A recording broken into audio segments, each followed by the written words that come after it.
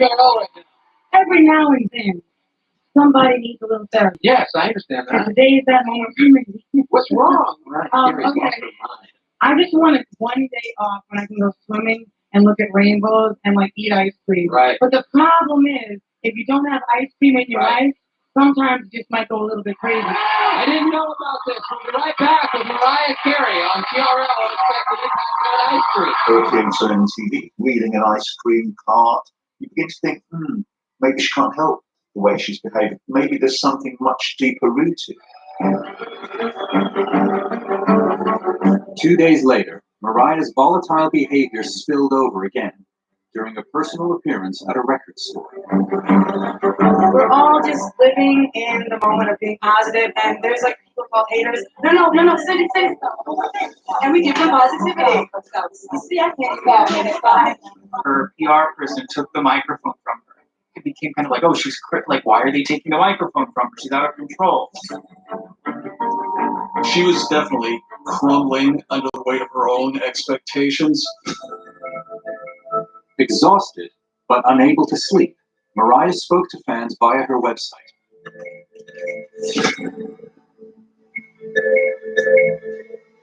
I just want you to know that I'm trying to understand things in life right now. And so I really don't feel that I should be doing this right now. She left these sort of messages for her fans where she sounded kind of paranoid. I just can't trust anybody anymore right now because I don't understand what's going on. It just seemed to finally have reached critical mass.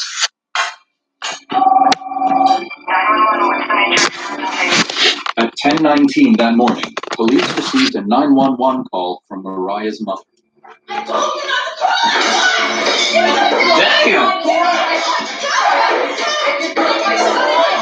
I was very disturbed and manic.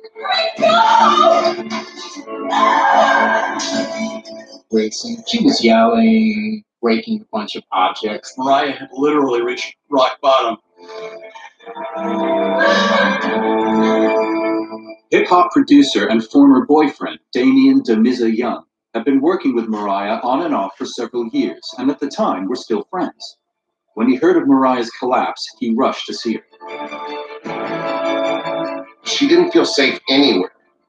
It was so bad to where I said, you have to go to the hospital. At one point, she tried to open the door. No. Watching your best friend try to jump out of a moving car, you know what I mean? Like, it was bad.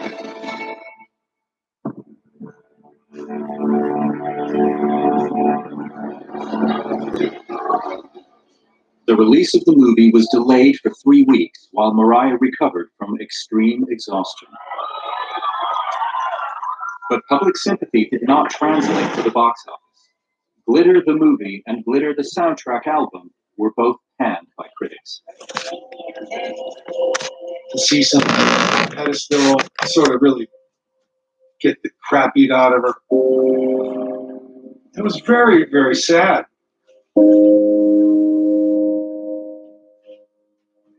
People, they want to diss, they want to hate, they want to cut her down.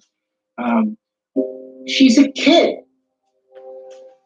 It's like, my God, cut somebody a freaking break. After riding so high for so long, what had so quickly led to Mariah's catastrophic fall from grace?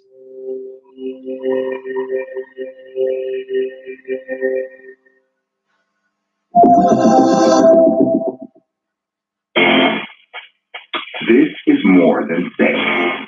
This is a wake-up call for all five senses. This is Omaha Steak, hand-selected, butcher-cut, and aged to deep tender. Best steak you've ever tasted, guaranteed. Plus, anything else you crave. Seafood, chops, burgers, Omaha Steak. Every meal is an unforgettable experience. Hello? Order now and get free chicken and burgers. Hey, honey. OmahaSteak.com/. In the bed. No, it's not that, honey. It's cold as hell out there. I've been working all night on YouTube, you know that. What? Well, who? What'd you say? Huh? Outside. He went outside to go find Bigfoot. Yeah, Bigfoot. He went outside to go find Bigfoot. Yeah, we got Dogs R Us got an interview to go find Mr. Bigfoot. Mr. Bigfoot want to find him. Yeah. Are you gonna help us? Y'all? You gonna help me and Mr. Bigger find Bigfoot when you get home tonight? You need somebody in the woods. He knocked all my Valentine's Day stuff off the thing, honey. No, Bigfoot. Oh, the wind is windy outside. How come I see big old tracks out in the yard? Might be them damn deers or something. Yeah. Yeah, I'm about to go roll me a 420, honey. Roll me a 420. I love you too. You got your 420. Bam! That's what's up. All right, honey. I love you. All right, later. Yes, roll me a 420. Y'all are enjoying this Mariah Carey. I'm doing some research. Mariah Carey was the biggest selling female artist of the 90s. Man, she went through some earning shit. her a reputation as a supremely confident. Anyway, I'm gonna go roll me a 420. I'll be back, y'all. Fine as one. I'm sorry I had to jump from one street to another because when I checked my watch time hours, I jumped off the street. It was hard for me to get back on, so I was like, I'm gonna get in where I fit in, and I'm in. Get me up, y'all. But it unleashed demons she was unable to control. This is the inside story of how and why Mariah Carey's apparently perfect world shattered so dramatically.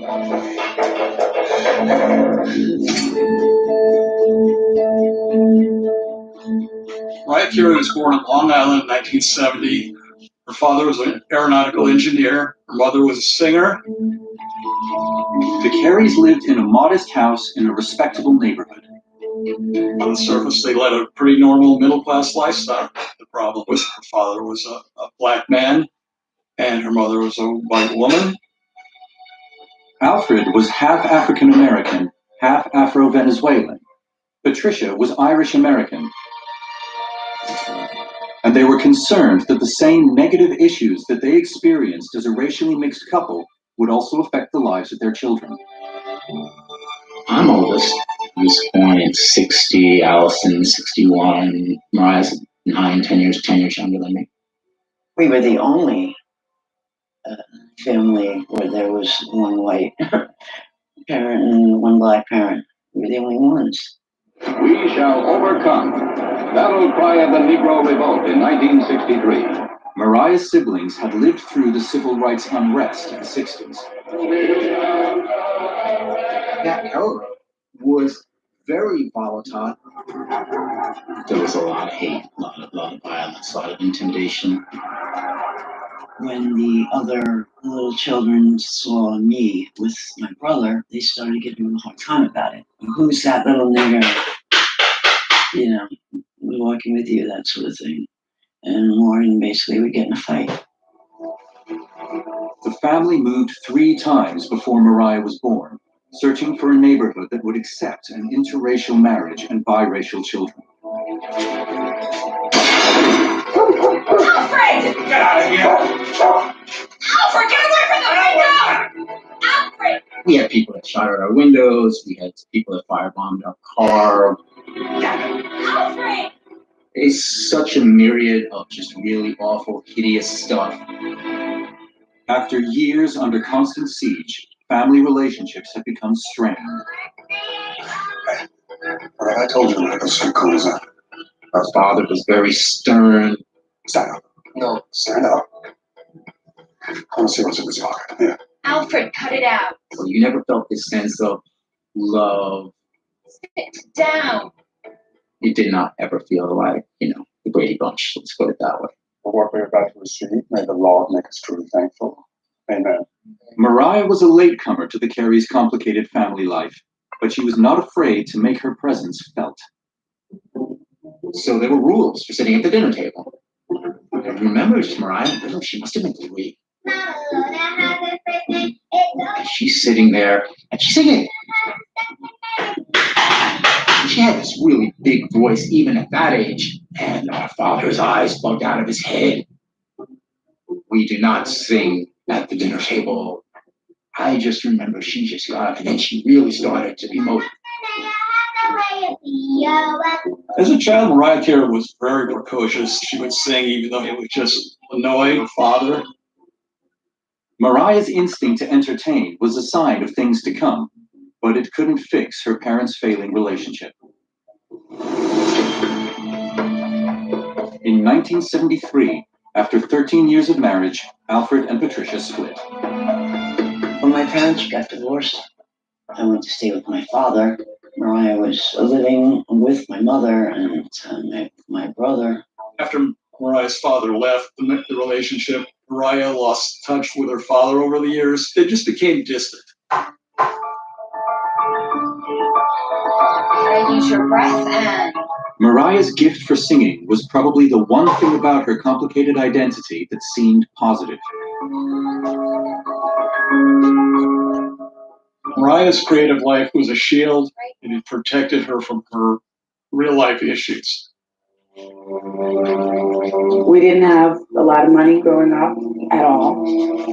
Sometimes I had to live with different friends of my mother, when we didn't have a place to stay. I think one of the reasons I pushed myself so hard and worked so hard is because I never felt special. I didn't feel pretty. I didn't feel like I fit in with other kids because I really didn't. That she was not sleeping, and she had suffered with sleep apnea as a little girl. Mariah herself has said that traumas from her childhood probably had an impact on her mental health in later life.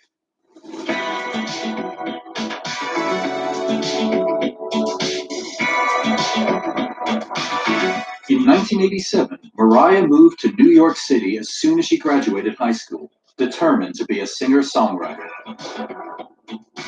Morgan had connections in the music business and introduced Mariah to aspiring producer Ben Margulies. This 16-year-old girl walks into you with big 80s hair and a bomber jacket. And I said to her, we should get together and write some songs. I remember her turning to me and going, well, I don't read music or anything like that. I said, I don't read music either. I just make stuff up, I had this makeshift studio in my father's cabinet factory in New York City. Very often, I think we worked way late into the night and created some of the most amazing stuff. We knew we had to figure out a way to get this music to people. You couldn't just put it online. It didn't exist. So we recorded these demo tapes. You know what? Maybe try it in a G. Okay. Yeah. So come on, baby, just stay with me for one more night. Yeah. Oh, you know what? I have to go. I have to get away to Brenda. Bye. When Mariah was invited to a record industry party, it was her friend and fellow singer Brenda Starr who seized the opportunity to plug Mariah's demo. give me your tape. Come on. Hey, how are you? Sure, this is my friend Mariah. But when she handed the tape to her contact, it was intercepted by his boss. And this is Tommy Mottola. Hi. Hi. Tommy Mottola was the new head of Columbia Records.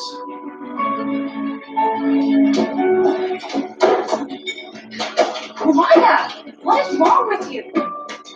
She got this tape to the right people at a party. Tommy Mottola ended up taking the tape from her.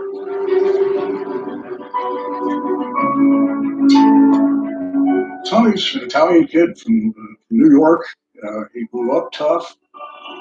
He earned his stripes coming up through rock bands, publishing, management.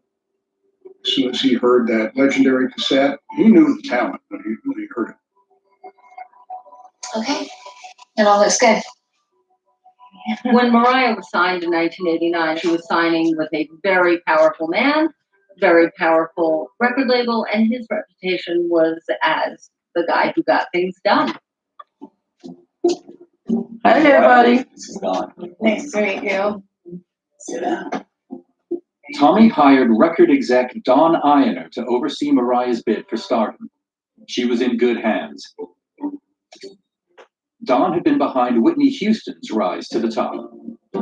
Mariah's personality in 1988 was shy, but determined as can be.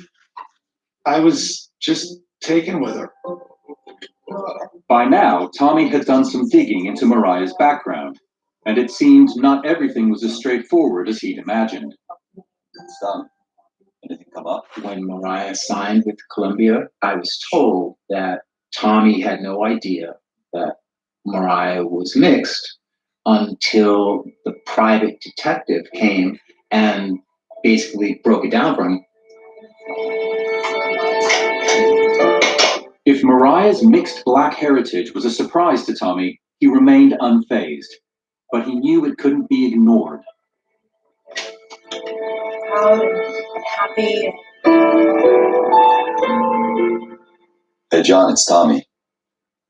Listen, I need some advice. We've just signed a new artist. Some believe that Tommy decided to exploit Mariah's ambiguous identity. I think Columbia Records at the time, all their popular singers that were having hits at that time were white. Mariah is part white, part black, but she looks very white. They wanted an artist that could go both ways, that she could crisscross from that R&B into the white pop area. They were looking at every means to make big money.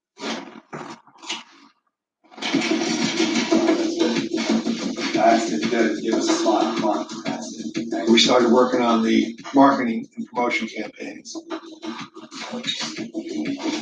Mariah Carey and Tommy Mottola were both in agreement to emphasize her voice. And that meant putting her in conservative little black dresses and having the big curls. Sleek and simple, but to the point. That microphone set up everything for her, because that's what we were talking about. Mariah's wholesome image was designed to appeal to the largest possible audience. Because Mariah did not fit into black and white binaries, I think that the record company used that to their advantage, right, in ways that were problematic. If it involved downplaying one aspect of her identity in favor of another. Getting this, right?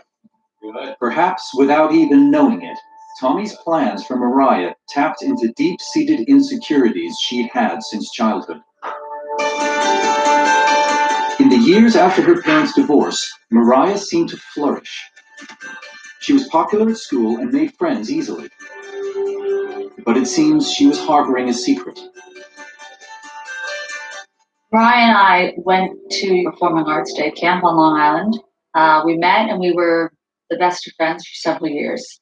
Okay, you two, do you have something for me? Here we go.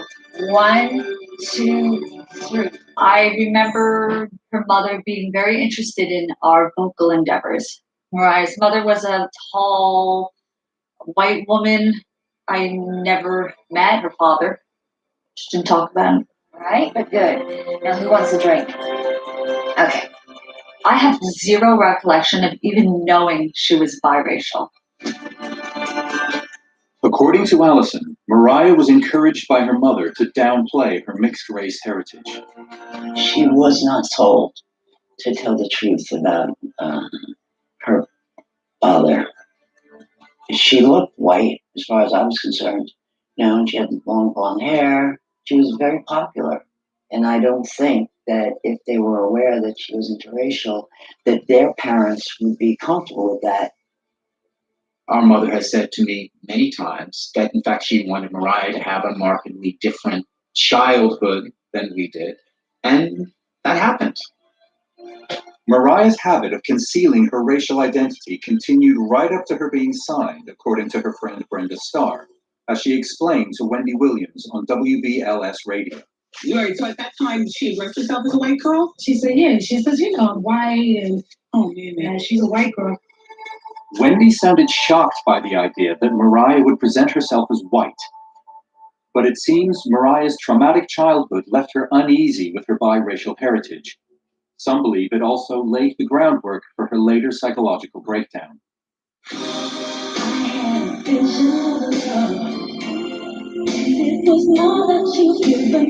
In May 1990, Vision of Love was the first single off her eponymously titled debut album. By August, the song was at #1. with Vision of Love, it was probably the first time we had heard such an extraordinary range from somebody in the pop world. Vision of Love, stylistically, it wasn't even really what was happening at the time. But that's probably why it was so great, is that it kind of came out of left field. And people heard it on the radio and were like, oh my God, what is this? Mariah's Cinderella story was complete, but there was a backlash.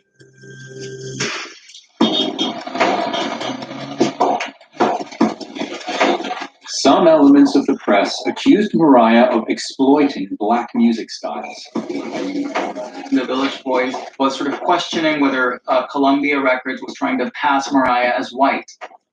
Mariah, I gotta ask you, are you a white girl trying to sing black? The criticism struck at the heart of how Mariah's ambiguous racial identity was being portrayed. These ideas of racial authenticity are part of the fabric of American life, and they play out in music in particular ways, and Mariah had to sort of struggle through the brunt of that. She was a very confusing figure to a lot of people. At a lunch organized by Columbia Records, Mariah tried to explain herself. My father is black and Venezuelan, and my mother is Irish. That makes me a combination of all those things. She's a squirrel, like some more say squirrel. Something that for years had been No, we all squirrels in this world. I'm biracial, I'm black, and I'm white. And what I'm not is a white girl trying to sing black. Mariah's plea satisfied the journalists. But issues of her identity would continue to dominate Mariah's life. There's something gnawing away at her, whether it's her background, whether it's her upbringing, whether it's the control that Tommy Mottola had over her, it shows a great insecurity.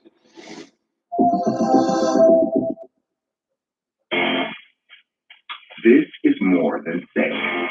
This is a wake-up call for all five senses. This is Omaha Steak, hand-selected, butcher cut, and aged to deep tenderness. Best steak you've ever tasted, guaranteed. Plus, anything else you crave. Seafood, chops, burgers, Omaha Steak. Every meal is an unforgettable experience. Plus, order now and get free chicken and burgers. Visit omahasteak.com/Roku. One of the greatest stars in the history of Hollywood is gone. She was a very heavy drinker. This autopsy tells me more about how he lived than how he died. The fans had no idea what was going on behind the scenes. But she definitely had an amazing life. Autopsy on Wheels.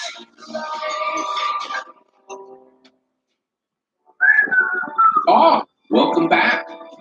Feet off the coffee table, please. Hey, you know, okay, my feet are off the coffee table, dude. Real lives, real stories, now, guys, I'm just real celebrities. seeing watch a little bit of Mariah Carey. You also know 2 in the building. Real. You guys enjoying the show? If you I want to be a singer, so I'm doing my research on all black singers for Black History Month. And a couple of surprises. But anyway, for the show coming back, enjoy yourself, guys. My casa, mi casa to your casa. Assalamu alaikum, alaikum salam. Twisted. The lucky and the tragic unlock their mysteries and secrets. Escape to the world of the famous and the infamous. Escape to Reels. See? Our time's up already. Thanks for watching Reels on the Roku channels. And now, it's back to our show. Bye now.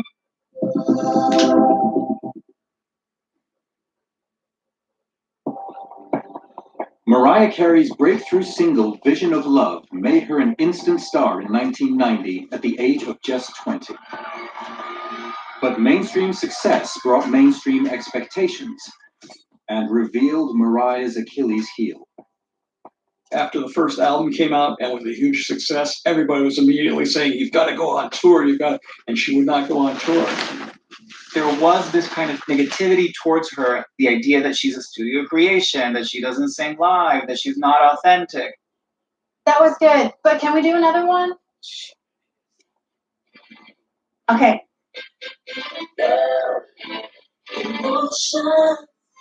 As Mariah began work on the song Emotions for her second album, she experimented with studio technology to create complex, multi-layered vocal harmonies. I kind of didn't like that one. She was a studio rat. She lived in the studio writing songs. Okay, let's do another one. A little more volume in the can. Her songs are so carefully and intricately made in the studio, they become very difficult to And that's sing what I'm live. trying to do, guys.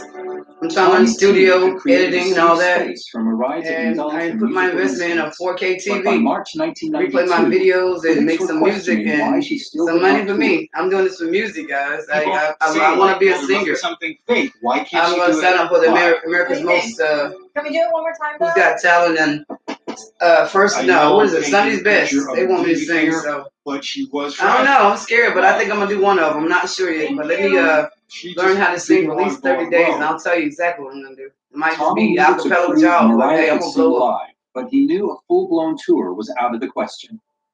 Called me up and he says, I got this. So when she sing, I'm gonna sing. This is the first thing I learn how to sing is just sing everything. I said, wow, man, I love it. I don't need to do all that. I can carry a tune. He says, yeah, man. I ain't like to the MTV Unplugged, can you make it?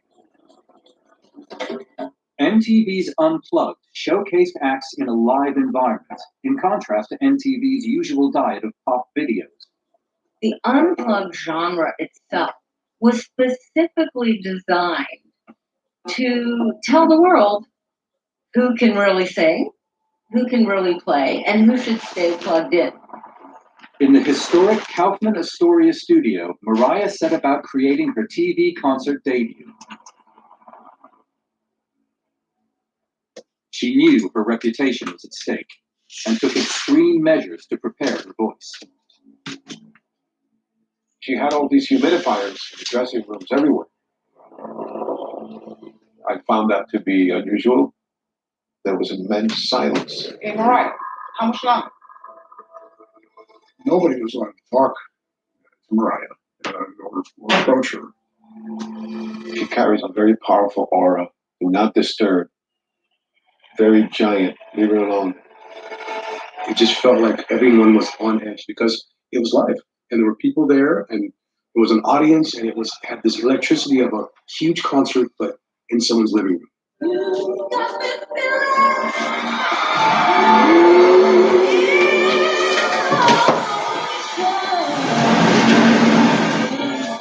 Vision of Love, Emotions, like all her iconic lead singles are these sort of big vocal workouts where she goes into her upper register and down.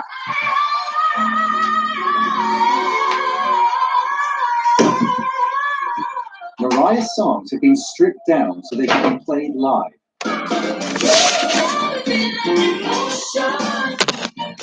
But sound engineers struggle to deal with Mariah's incredible voice. She would go from say, whisper to full throat, kind of R&B belting.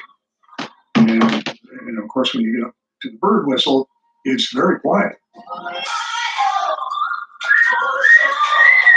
And so we're challenged as recording engineers to be able to capture that. I give like not long as she can. Oh Lord, that's why I would need 1,000 humidifiers. I'll just figure it out. But Mariah's obsessive preparation couldn't quite mask her fundamental shyness. We could see the nerves. It was part of the interaction with her. She was a real person. The camera loved that. God damn it. Excuse me, I didn't say MTV's that. Unplugged was a watershed. Real musicians, every real time I cuss, I get down singers. to Mariah Carey proved she was an authentic artist. Oh man, I'm sore. I mean, it was pretty damn good 40-minute show, 35-minute show. The final broadcast was built from multiple takes cut together to create the impression of a single seamless performance. I think we did it 3 times or 4 times through, the whole show. And it was a very long day. It worked out wonderfully. And if it made people think in hindsight that she was a better performer than she was, then great. Mariah's credibility as a live performer may have been achieved with smoke and mirrors. Nevertheless, by 1993, Mariah was a bona fide pop princess with the world at her feet. Madonna right behind her.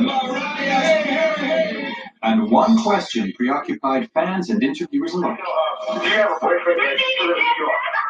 Do I live in New York? Yes. Do you have a boyfriend? No, not really. From the beginning, Mariah's love life was coyly off limits. So it was a surprise when in April 1993, Mariah revealed that she was ready to get married to Tommy Mottola. Even Mariah's brother had been kept out of the loop. I was really pissed off when I got the wedding invitation. I mean, my wedding invitation? Like, you guys are dating? Mariah's relationship with Tommy had been kept under wraps for months. I would imagine that they kept it secret for a while because Tommy was married. We didn't know how long it was going to last, but all I know is that it seemed pretty cool at the time.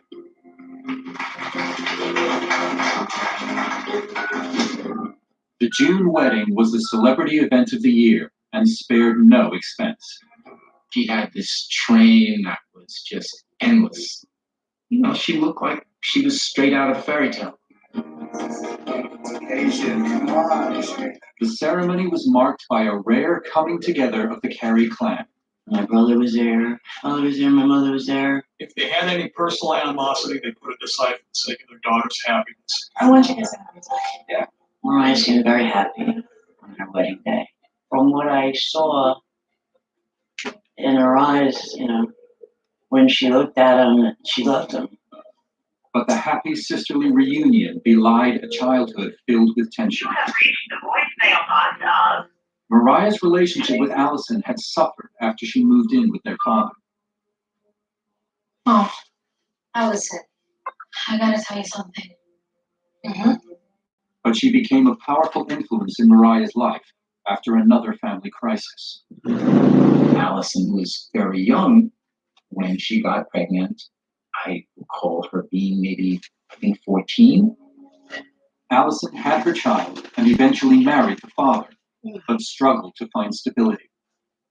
Allison's entire life turned into a downward spiral. She started taking drugs. It was just a sad state of affairs. Mariah having Allison as a model, even if she wasn't living in the home, all the stories of Allison's escapades and lifestyle choices absolutely influenced Mariah.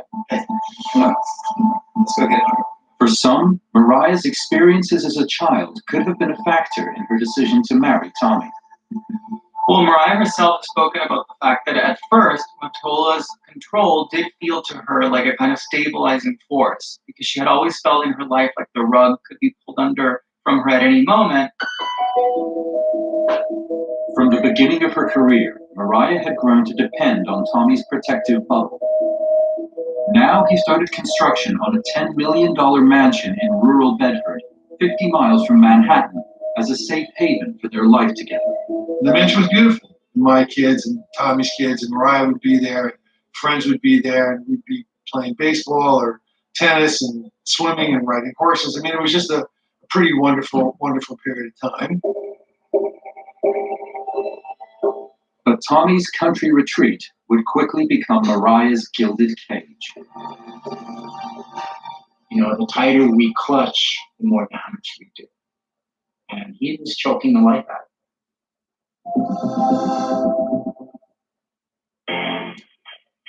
This is more than safe. This is a wake-up call for all five senses.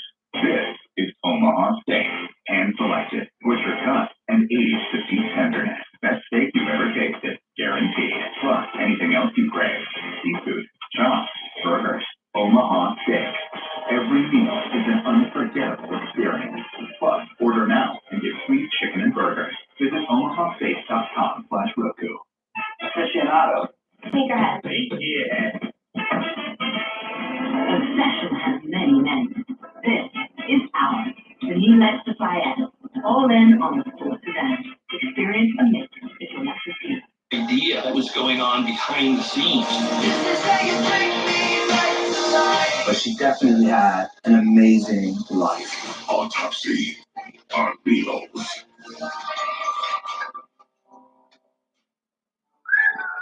Oh, welcome back. Feet off the coffee table, please. Hey, you know, Reels is where you'll always find real lives, real stories, and real celebrities. But did you also know it's a real oasis, if you will? Just watch. Escape. Travel to other lives and other minds. The mystified and the complex. The beautiful and the twisted. The lucky and the tragic. Unlock their mysteries and secrets. Escape to the world of the famous and the infamous. Escape to Reels. See? Our time's up already. Thanks for watching Reels on the Roku channels. And now it's back to our show. Bye now.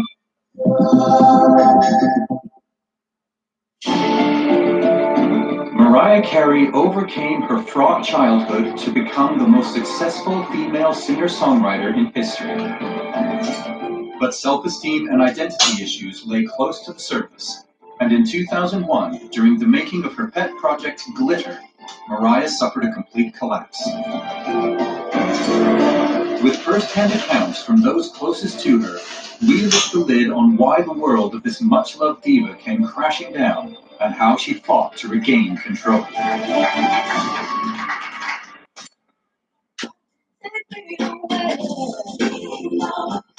Just 7 weeks after her marriage, Mariah released Dream Lover, the lead single from her third album, Music Box. The song's soft instrumentation, combined with the carefree innocence of Mariah's performance in the video, helped Dream Lover become her 7th #1. But the song reflected a growing creative tension between husband and wife. She wasn't a pop artist when she came out. She was marketed pop, but she's an R&B artist who loves hip hop, and Tommy did not want to integrate rap into her music. Dream Lover was sort of Tommy Mottola's vision of Mariah, and Mariah sort of meeting it halfway. And it did blow up. Despite the success of Music Box, Tommy's ongoing control over Mariah's image was beginning to rankle. Mariah herself complained that Tommy Mottola was trying to turn her into this icon of white suburban girlhood, like the blandest kind of persona, perhaps obscuring certain aspects of her identity and emphasizing others. Music Box confirmed Mariah as the queen of the pop ballad, but Columbia Records could no longer ignore the pressure for a concert tour. It was still seen as very strange that somebody who was selling millions and millions of records and who had her videos on MTV wasn't developing a touring audience. I mean, it was odd. It's incredibly important for their credibility. So they deliver on stage, but they deliver on record. I'll let you get back to it, okay? Mariah couldn't argue with the logic that she had to tour. But despite seemingly conquering her fears of live performance with Unplugged, the idea terrified her. Mariah Carey always had a phobia about performing. She dreaded the idea of going out on a full-blown tour. Tommy booked 6 shows over 5 weeks. First stop, the vast Miami Arena. Mariah was completely unproven as a live entertainment act. I believe I was the first reporter to ever review her live on an arena stage. I mean, I was there, going out really for the first time, and then seeing 17 or 18,000 people. It's harrowing. Could she duplicate it on stage? That, of course, was the giant question mark. Could she do it on stage? Her performance of Hero was caught on amateur footage. She was nervous. She looked a little lost on stage. I remember her being dressed kind of casually. I remember walking out of the arena that night feeling very underwhelmed. She probably didn't sing as well as she could sing in the studio, and she wasn't happy with the show. What the hell was that? Tommy, hold on. I think it was my fault. What the hell's wrong with you guys? It looks like you guys don't want to be here. Get the hell out of here. Tommy knew his wife's career was in the balance, but it was up to Mariah to deliver. She had 5 more shows, and the next was in just 6 days' time. A lot of people counted Mariah Carey out. I think she felt a lot of pressure. She felt, again, that she had now something to prove. But Mariah's failure at the Miami Arena would prove to be a turning point as she began to evolve a new persona for the stage. In Worcester, Massachusetts, the pressure was on. She had to channel whatever insecurities into her performance. The performance had to be bigger than life. Mariah's transformation can be seen in Entertainment Tonight's coverage of her performance of Emotion. I always saw that little bit of nervousness, but then all of a sudden, gone. And she was the artist right there at that moment. She became the queen, the artist that she was. That nervousness was the fuel that would ignite the fearlessness. That concert tour was a turning point. Was she well on the way to becoming a diva? Yes. She loved being a diva, darling. That's the way she projected to her audience. Mariah's musical identity was blossoming, but Tommy's grip on her personal life was tightening by the day.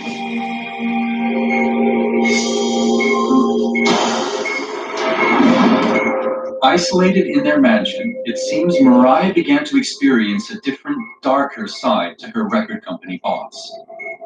Tommy basically took the control he had over her career and brought it into their married life. He would alienate Mariah from all her friends from back in the day, and by degrees her family.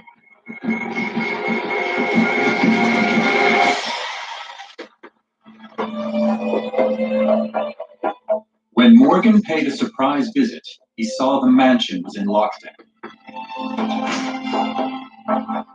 Tommy was always very security conscious. There was armed security around. It was intimidating.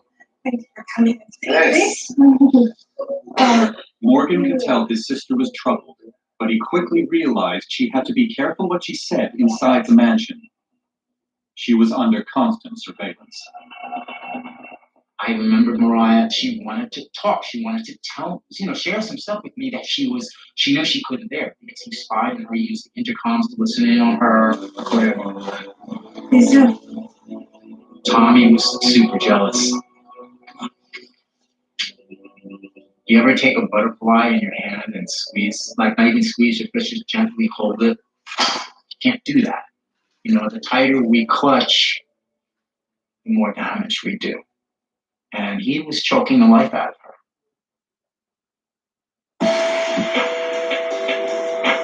Despite Tommy's obsessive control of his wife's day-to-day life, he still encouraged Mariah to follow her musical instincts. Oh, JD, do you know what you're doing here? Of course I know what I'm doing, man. I'm a genius. But when she invited producer Jermaine Dupri to the mansion to remix Always Be My Baby along with rapper DeBrat, Tommy would find his all-powerful influence beginning to slip. I like that bit there. Bro. Who bring the rockets in the stress like that? It's evidence. The rap and sound work. But I know it made Tommy very nervous. Tommy would hire extra security when the hip-hop types were there. Hey, bro. You want to verse on this track? There was always armed security around, often retired PD and law enforcement. Check him out. Hey, come on, bro.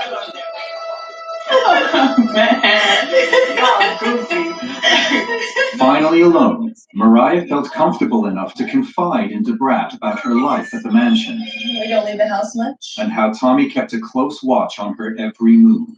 That's crazy. I never went to Sunday school, even church. It was just for Christmas, for what it's worth. Together, they snuck out of the mansion for a taste of freedom. Not sure if truth was written, but truth be told, Jermaine Dupri revealed what happened next during an interview on digital channel Revolt.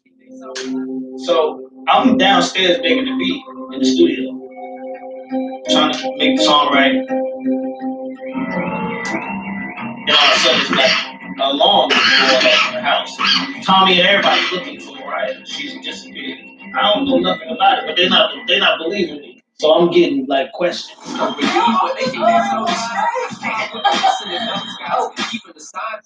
Yeah, Jay, what's going on? Hey, where with you? We're driving. But get back over here. I want to know where she's at. Mariah's mischievous bid for freedom was a sign that she had seen through Tommy's ways, but also revealed just how relentless his control over her could be.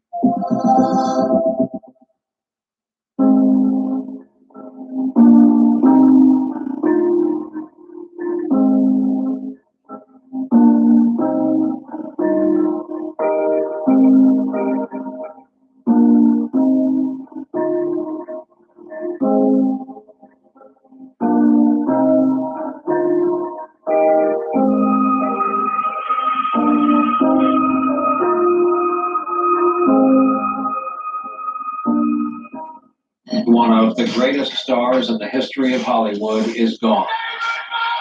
She was a very heavy drinker. This autopsy tells me more about how he lived than how he died. The fans had no idea what was going on behind the scenes. But she definitely had an amazing life. Autopsy on Beatles.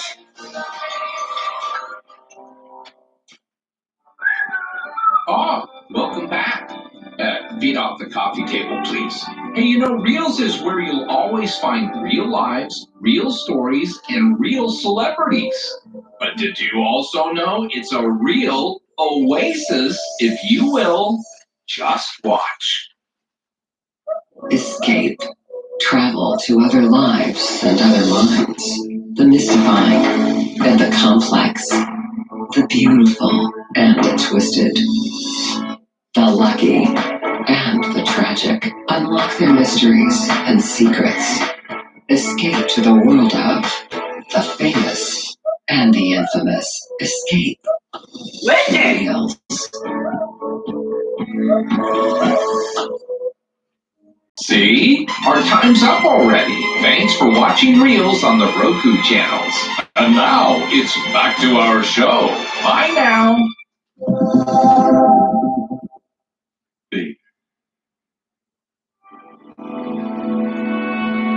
In 1995, after 2 years of marriage, Mariah began to push back against Tommy Mottola's controlling behavior and conservative musical taste.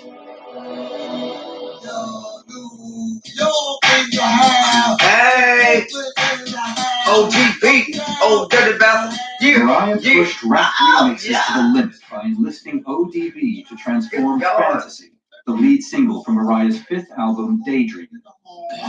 You walk down every night, talking, baby, love to For her to have that fantasy remix with ODB helped bring together pop and hip hop in a way that we now take for granted. She's one of the first people to do that type of duet. She's joining up with a hip hop star, and she's giving it a slightly softer edge. Mariah was on a creative roll, and now Tommy's influence went only as far as keeping the rapping confined to the remixes. In '96, Mariah Carey was at the top of her game. The incredible chart success of Fantasy and the album Daydream made Mariah the hot favorite at the 1996 Grammys. Success here would be the recognition from the industry that Mariah yearned for. Because Daydream and Fantasy had such an impact and it had really changed her image, I think that she did hope that finally she would have some kind of credibility with Grammy voters. Since her first album scored 2 Grammys in 1991, Mariah had won nothing.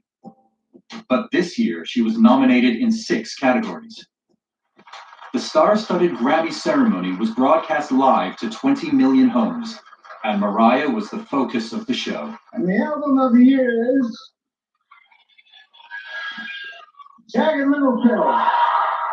Mariah was hoping she was going to win all of them the same way that we did. You look at the footage, she's like, she starts to look increasingly annoyed as the night goes on, and she got past on each one of them.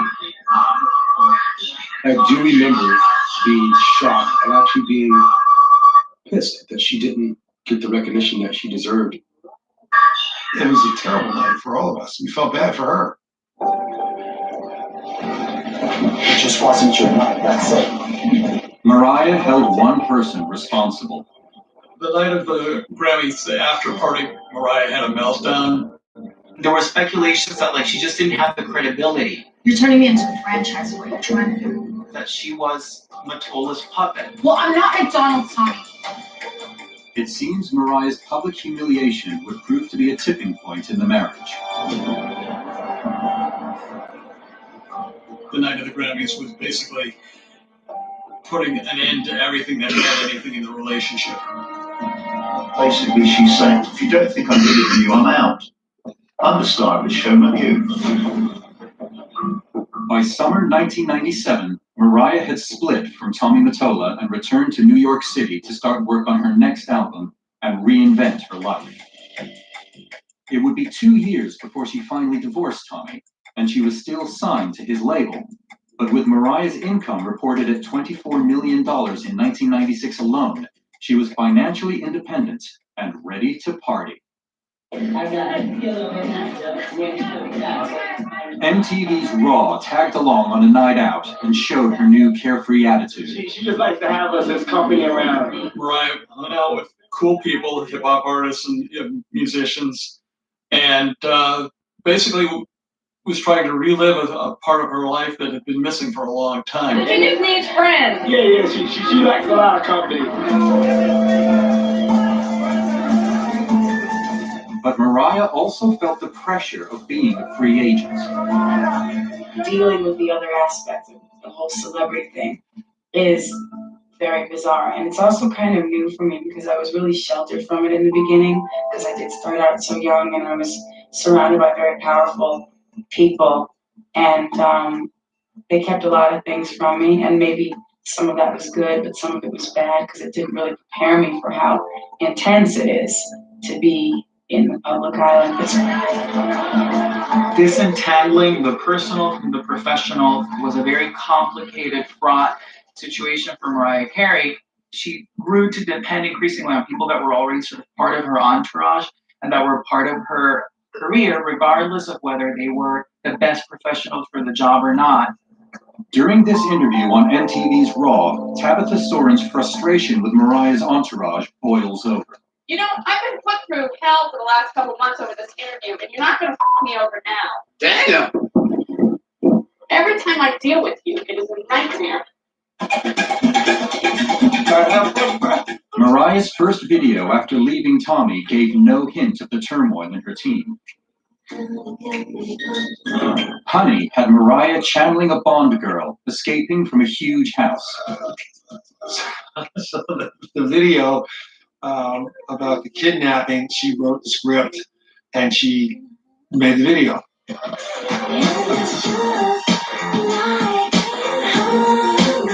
Mariah's message was clear.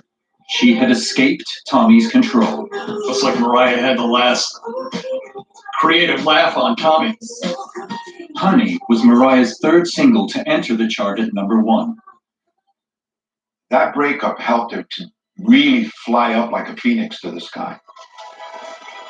Now she's free to do exactly what she wanted to do without any criticism.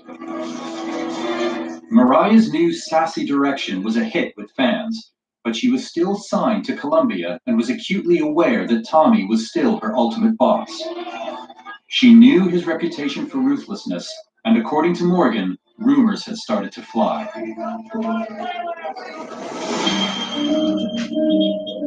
Very shortly after she moved out, Mariah heard all the stories that Tommy had these publicists that were doing character assassination on her, and she believed she was being followed.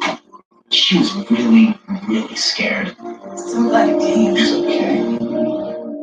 Mariah pulls me into the cab, and I didn't know what's going on, and she sees that they're following me. And I look back, sure enough, there's a car following us. So that was the point where the racing and the manic behavior I saw for the first time. It was very unsettling. To the outside world, she was an independent woman at the peak of her musical powers. But privately, Mariah's mental health was beginning to crack. Mania was absolutely precipitated by her fear of Tommy. Mariah Carey, the iconic songstress with a Cinderella story rise to fame.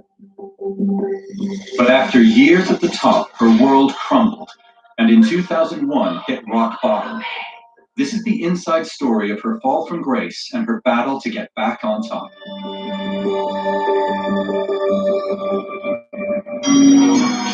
Are you ready? Okay, let's go. Let's go ahead and do it. Mariah Carey was not yet 30 years old, but she was already the most successful female recording artist of all time. Her struggles to take control of her life saw her divorce Columbia Records supremo Tommy Mottola, but she was still signed to his label. As Mariah's fears for her future morphed into paranoia, to the outside world, her career appeared to be going from strength to strength. In 1999, Mariah's 7th album, Rainbow, set the bar for her new sexualized image. Calm down, calm down. Rainbow was kind of this moment where she felt that her hip hop and her pop side was finally coming together. And the Rainbow album cover, I mean, it's like she's very innocent, but girls, because she's sexual. There's literally a rainbow spray painted across her butt cheeks. Did you get my butt? That's great. It was very much her sort of saying, like, this is all of me, take it or leave it. The Rainbow album only made it to number 2 and was criticized for copying earlier hits.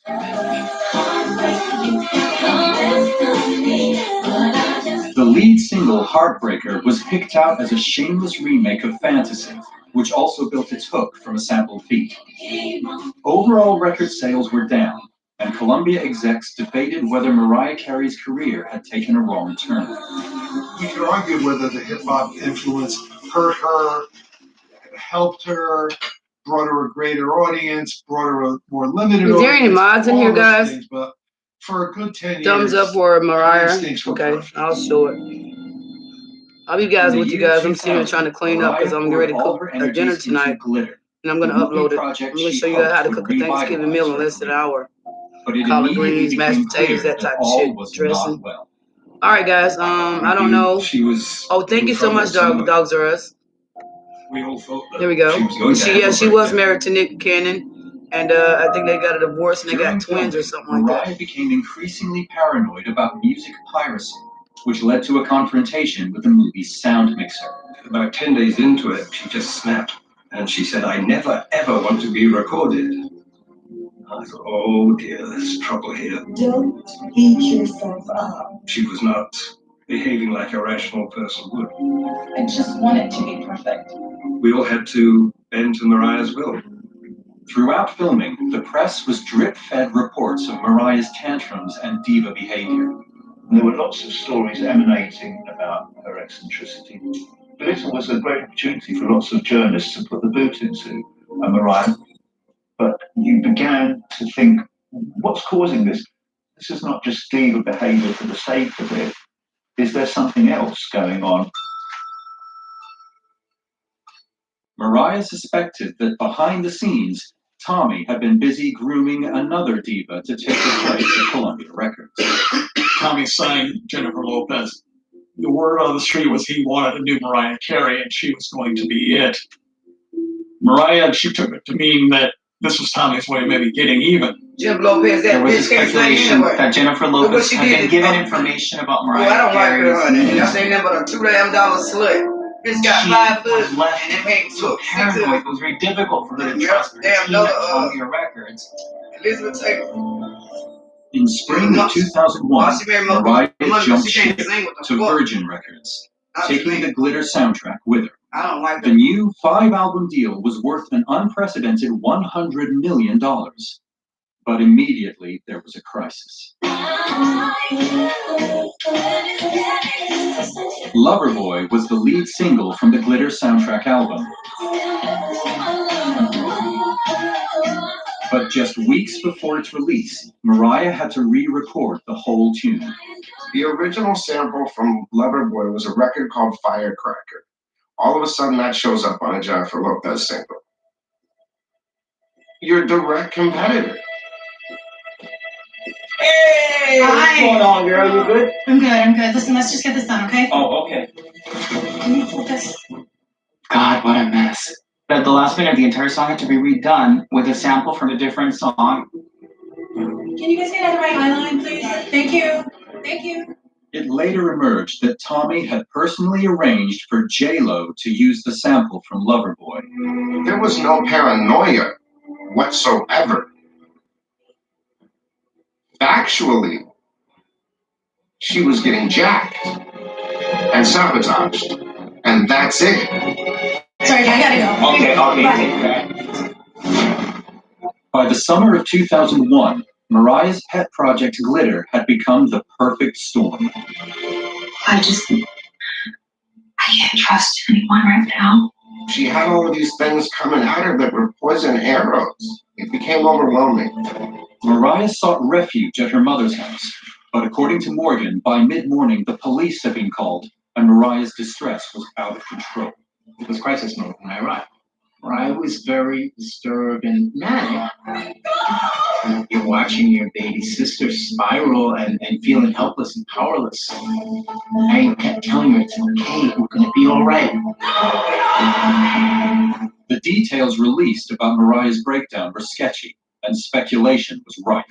There were a lot of rumors that she'd tried to kill herself. On one occasion, in Mariah's confused state, she tried to get out of a moving car. There were things said about her being suicidal. It's absurd. But certainly, she was in a very, very bad way. Sometimes I have to let what's wrong with me. Mariah was admitted to a psych ward for evaluation and diagnosed with bipolar disorder. Oh, God. That's not what she said. I know. At last, Mariah had an explanation for her overwhelming anxiety and manic behavior. The bipolar diagnosis happened in the first hospital and wasn't common knowledge. I know that she was prescribed medications. These medications, the psych meds, they cut off the lows and they cut off the highs. Mariah was hospitalized for 2 weeks, and the decision was made to keep her bipolar diagnosis a secret from the world.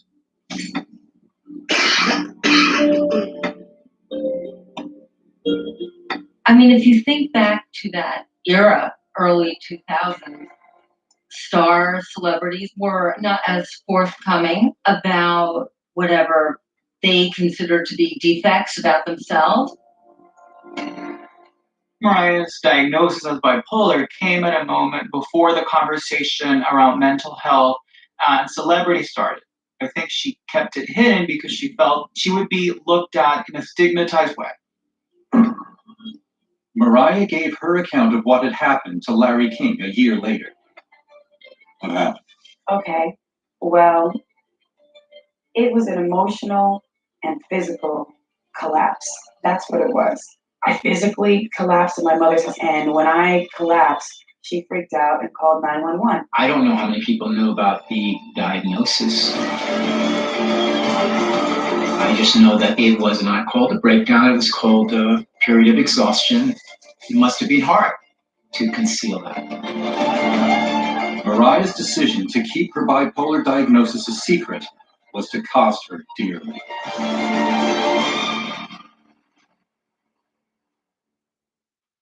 This is going to be one of the biggest things I have ever done. Mariah's movie debut, Glitter, was meant to be a cathartic release from her troubled childhood and family.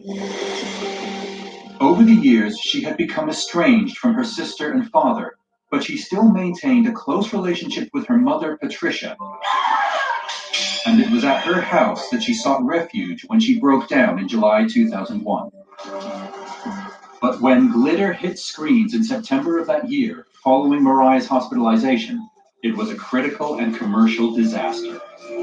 When the public rejected Glitter, the movie, and Glitter the music, it was like a personal slap in the face. It was like all her efforts had gone for naught.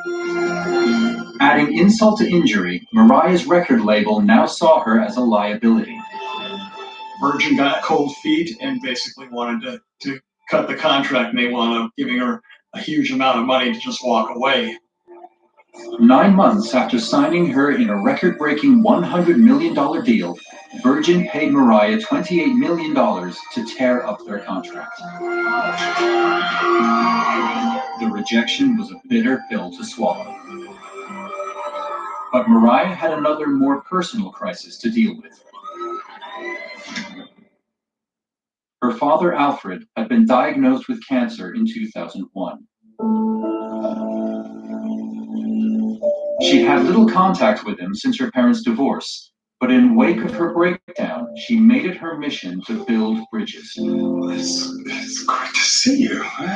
For not ever having had a relationship, all of a sudden, really, it was kind of, it was dialed up. Every little girl loves her father. Some people are not given the opportunity to have a relationship. What's up, Sleep? How you doing? With their father.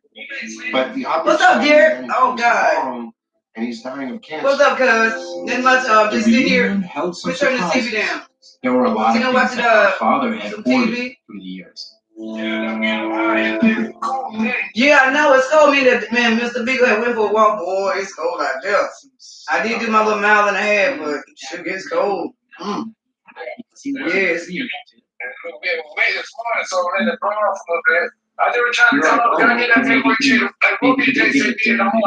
Yeah, that'd be cool because you can spend time with my little cousin, right? Oh, okay then. All right, love you. All right. I was there with him. Yes, my cousin gonna take care of my car, y'all. Walmart called and said I gotta get a shop report, a diagnosis report. My cousin already know, he was the one who told me not to take my car down there. But so he was pissed, boy. He's like, cuz your car ain't got no goddamn oil in the girl. He in my ring. I was like, really? He was like, oh God. So I called Walmart, told them, they filed a claim to call me back. So all you need is a shop report and diagnosis report.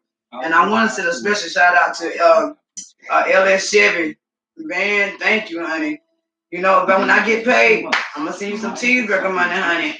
Personal loss and a mental health crisis that left her career in tatters. Many believed that she was a fallen star.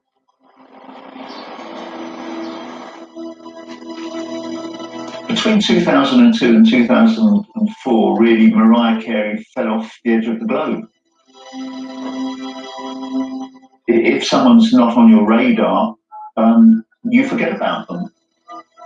But for those who knew her best, Mariah was very far from finished. She would be very reclusive and reinventing herself. That takes time, you know. And she was rethinking her life. She would sit on the piano and hum a couple of bars of something that she wrote in her house somewhere.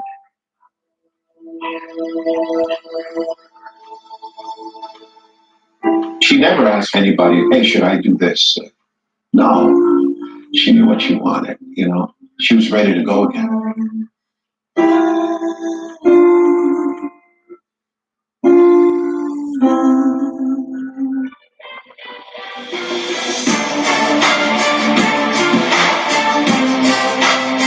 In 2004, Mariah recorded We Belong Together, reunited with Jermaine Dupri.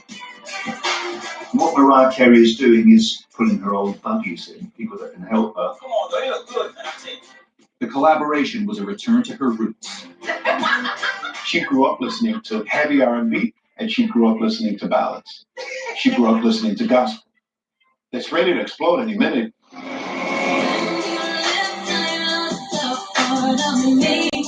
We Belong Together was Mariah's 16th U.S. #1 single. But the video had some familiar themes. People have also speculated that Tommy Mottola is the subject of the We Belong Together video. So I just thought it was funny and it was very her. We Belong Together was the second single from Mariah's 10th studio album, The Emancipation of Meaning. In the album's title, Mimi is Mariah's nickname used only by her closest friends. It was a sign that she was ready to reveal her true self. With global sales of 10 million, the album became Mariah's best-selling release in a decade. At the 2006 Grammys, after winning a standing ovation for her headline performance, Mariah went on to collect 3 Grammys in the R&B category. It was one of the most unexpected comebacks in pop history. It's like Mariah found a new voice at a moment when a lot of people counted Mariah Carey out. By trusting her instincts, Mariah had turned her career around. Back on top musically, she then turned her attention to her private life. And in spring 2008, Mariah began dating comedian and presenter Nick Cannon after meeting him at an awards ceremony. 6 weeks later, they were married.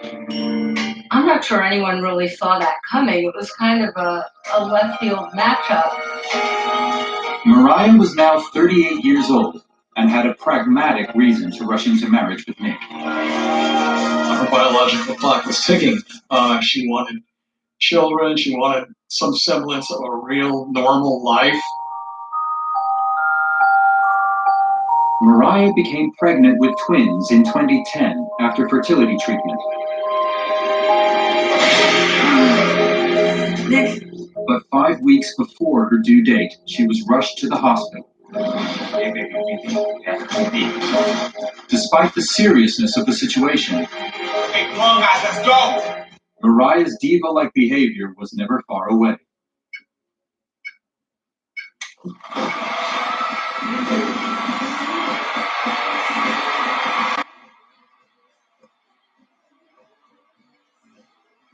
As doctors performed a C-section, Mariah had Nick play a recording of Fantasy live at Madison Square Garden. I mean, I think insisting that your baby performs one of your hit songs is pretty diva behavior. In April 2011, twins Moroccan and Monroe joined Mariah for a photo call. Aspired to be a good mom to them, have them love me for me, and hope that all the other nonsense that they'll read and see ultimately will not mess with them too much, because that's, it's there to be exist in the real world, and that's, it's hard. Mariah's natural instinct to protect her kids made her retreat further into what Nick Cannon called her bubble in an interview with Vlad TV in 2018. First of all, the purpose of the bubble is to protect. When you think about it, like, Mariah shuts everyone else out because she doesn't want the negativity of the outside world to infiltrate her household, especially with raising her kids and her own happiness. But Mariah's dependence on her bubble was a double-edged sword, because its integrity relied on the loyalty of her entourage, and they knew all her secrets. These were paranoid times. The specter of bipolar was hanging over her. She was afraid of what the consequences might be if it was brought to the public. Friends and family began to question the role of the people Mariah was increasingly relying on.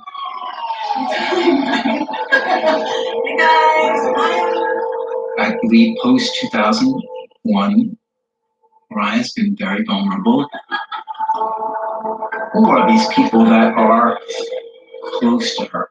Are they taking care of her, or are they not? Mariah was very paranoid that people would be loyal to her and would not sort of turn on her. Her paranoia on the matter led to a lot of non-disclosure agreements being signed by the people around her. Nick Cannon spelled out the danger that Mariah faced inside her bubble in his interview with Vlad TV. The people who are within the bubble with her can then can threaten to tell the outside world lies and things, and then that's what gets scary, because then that person who's in the bubble can't trust anyone. Ironically, it was trust in Nick himself that poisoned his marriage to Mariah when he went on the Big Boy TV show in March 2014. How many famous women has Nick Cannon been with? Name 5. Mariah Carey. No, you gotta take Mariah. No, We didn't say okay, but go ahead. Mariah Christina Milian, Nicole Scherzinger. Whoa. Speaking of Ebanks. Oh, Kim Kardashian. Back 5. It's easy. To get up with all that bravado and start talking about who you betted. And you with my sister? I mean, come on, seriously? Mariah and Nick filed for divorce in 2015, but stayed on good terms for the sake of their twins. Mariah's single Infinity followed hot on the heels of their split and sent a clear message to her ex. But Mariah's diva bravado didn't convince fans to buy her new record. Infinity only got to 82 on the charts. And I think it spoke to the fact that Mariah was once again, in some ways, losing touch with the pop audience. Without Nick, Mariah's entourage had once again become her biggest influence, and the hastily assembled compilation album turned out to be another bad decision. She was surrounded by all these yes men. I think that eventually her sort of turning constantly inward to the same kind of entourage, it started having a detrimental effect on her career. Mariah realized that her team needed new blood, but her choice of new manager would have catastrophic consequences.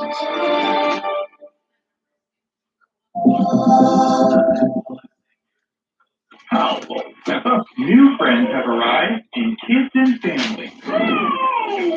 I busted my tooth. There's Dr. Tweet with a toothbrush.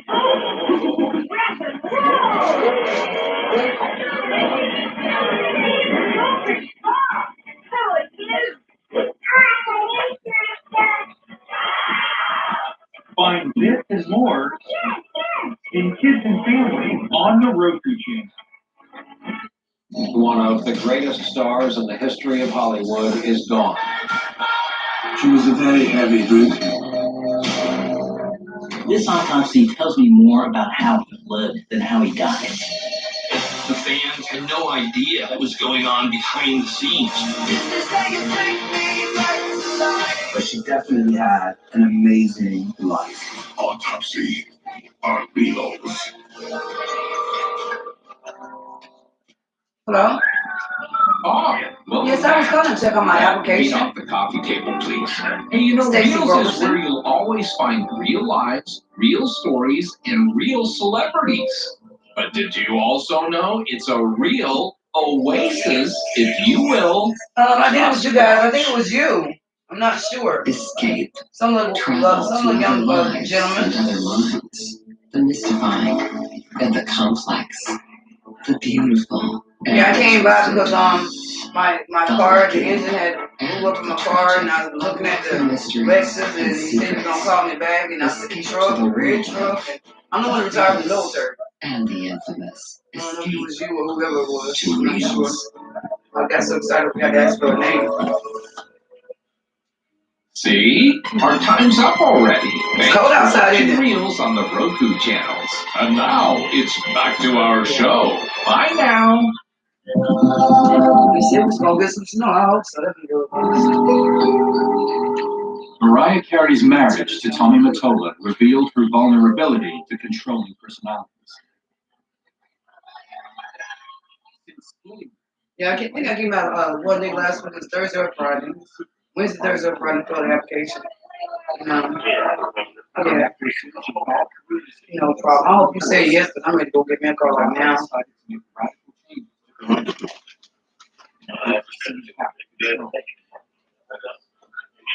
All right. Well, you doing that? Go get my car.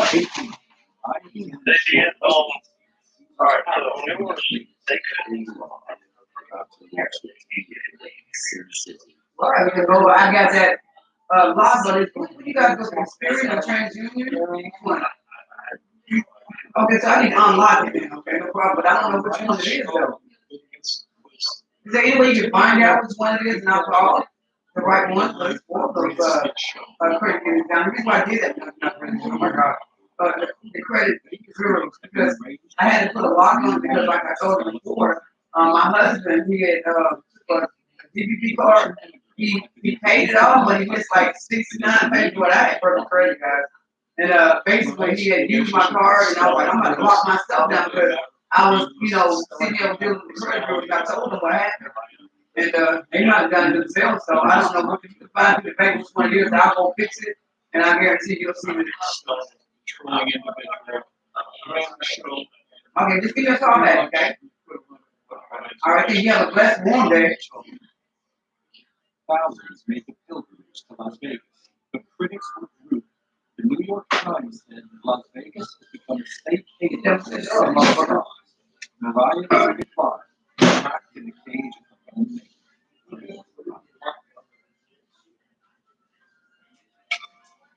Mariah's musical career was in trouble, and questions started to be asked about any manner. On the face of it, Stella was an unlikely choice to manage a possible career. Stella Bilotti came from the world of television.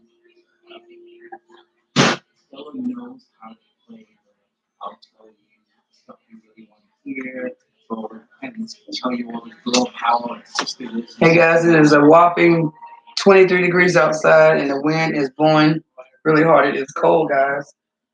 So I keep watching outside for Mr. Beagle, but Mr. Beagle loves it outside. I guess because he's a hunting beagle, and they can only get so hot, and they have to stay out there in the cold or whatever. That's what I read about on the internet. But anyway, back to the Mariah Carey piece.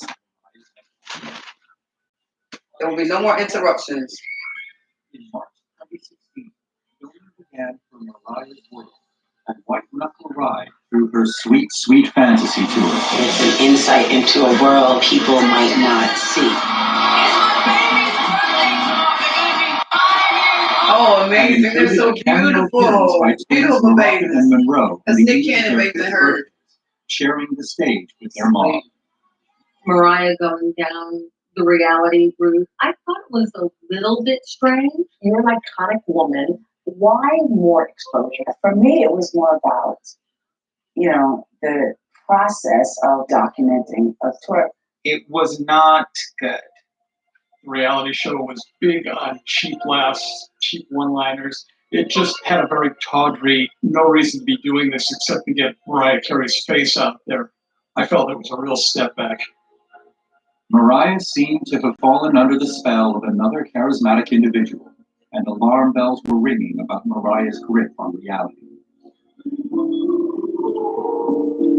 In the months after Mariah's World, there were reports that Mariah's mental health was fracturing. The story goes that she asked her nanny to get the children, get her twins ready for dinner. She was wearing a tiara, a ball gown. Mariah reportedly said that Michael Jackson, Whitney Houston, and Prince were about to arrive for dinner. Now, bear in mind, these people are dead now. So quite rightly, the nanny freaks out. I think it is true for Mariah to really believe that these three dead people were coming to have a wonderful dinner party with her. She's obviously someone who's suffering tremendously. Now attracting attention for all the wrong reasons, Mariah's career hit an all-time low when Stella arranged for her to headline New Year's Rocking Eve in 2016. Mariah Carey's performance didn't go quite as planned, but there's dispute this morning over why. Carey and her team say it was faulty equipment, while one of the show's sound producers said the only issues she had were non-technical. After her playback system apparently failed, she stumbled through her 6-minute performance in Times Square, watched by millions.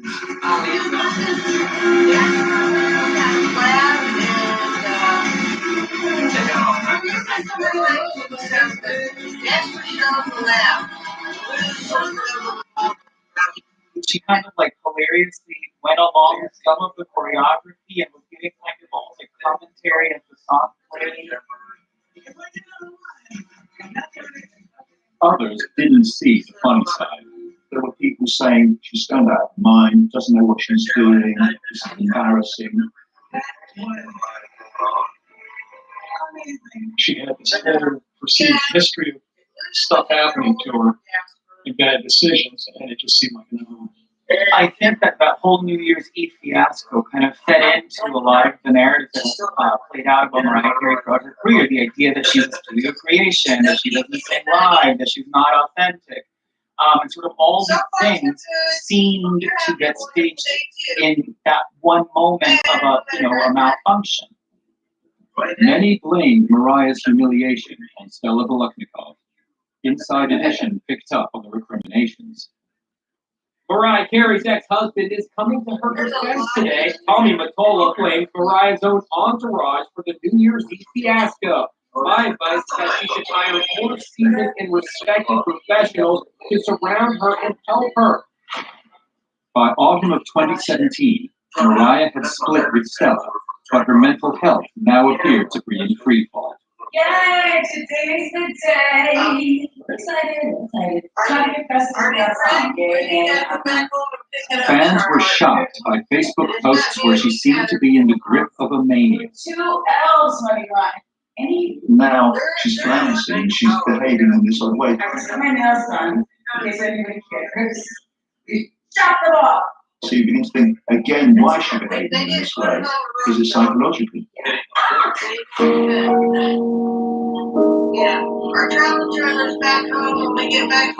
After 3 decades of struggling to create an identity worthy of her talent, Mariah Carey seemed to be on the brink of another breakdown. Hi, Jess. Thank you for coming. Are you ready to do this? In spring of 2018, Well, Mariah confounded expectations again. until recently, I lived in denial and isolation. Mariah Carey went on the cover of People magazine to go public with her bipolar 2 diagnosis. Mariah admitted to journalist Jess Cagle that recent events had pushed her to finally seek treatment. She basically put it all out there. There would be no more secrets, no more speculation. I think it's brave of her to admit it. I'm comfortable talking about my struggle.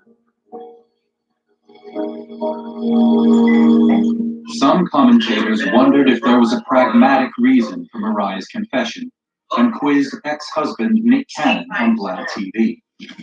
The reason why Mariah went public with this was that one of her ex-employees was threatening to expose this publicly, so she was like, all right, well, I'll just say it myself. Nick didn't hold back. When she came forward with her statement, I was, at least for me, I was so proud of her. Like now, and I told the world, I gotta. So now you can't hold anything over my head. A week after Mariah's confession, her now ex-manager Stella filed a lawsuit against her for sexual harassment. She made several other accusations, including that Mariah was addicted to alcohol and prescription pills. Mariah vehemently denied everything. A lot of people screwed you over in your life too, as well. Well, these things happen. What are you gonna do? You can't cry in a corner for the rest of your life. Whatever the motivation for her frankness, Mariah's confession laid the foundation for a future unburdened by secrets and a return to what she does best.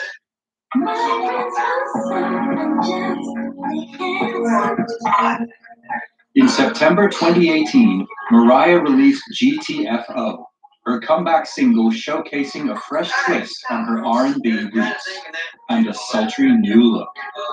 Rolling Stone called it an understated new pop gem with a crystal clear message.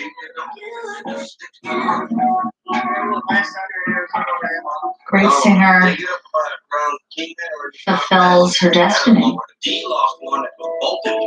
Universe supports talent at Perseverance. She's the queen of the voice. I think she should call me and we should write songs again.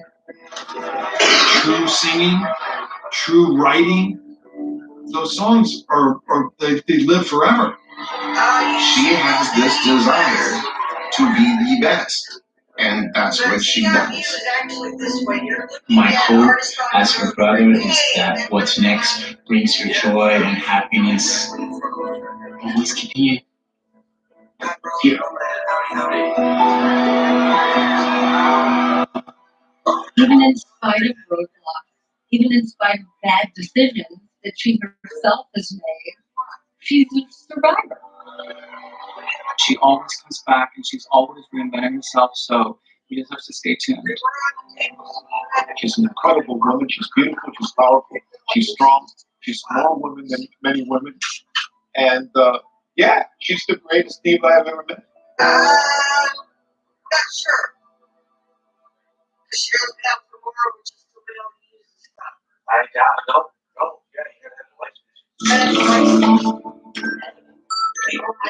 Just talk about how lucky you are. This program contains graphic violence and sexual content. Viewer discretion is advised. Fame can transform a small-town dreamer into a superstar. Some people like it, and others die trying. Their dreams interrupted.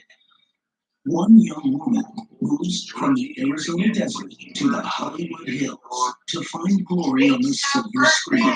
She was all the good things that would make a new actress get a part in a movie.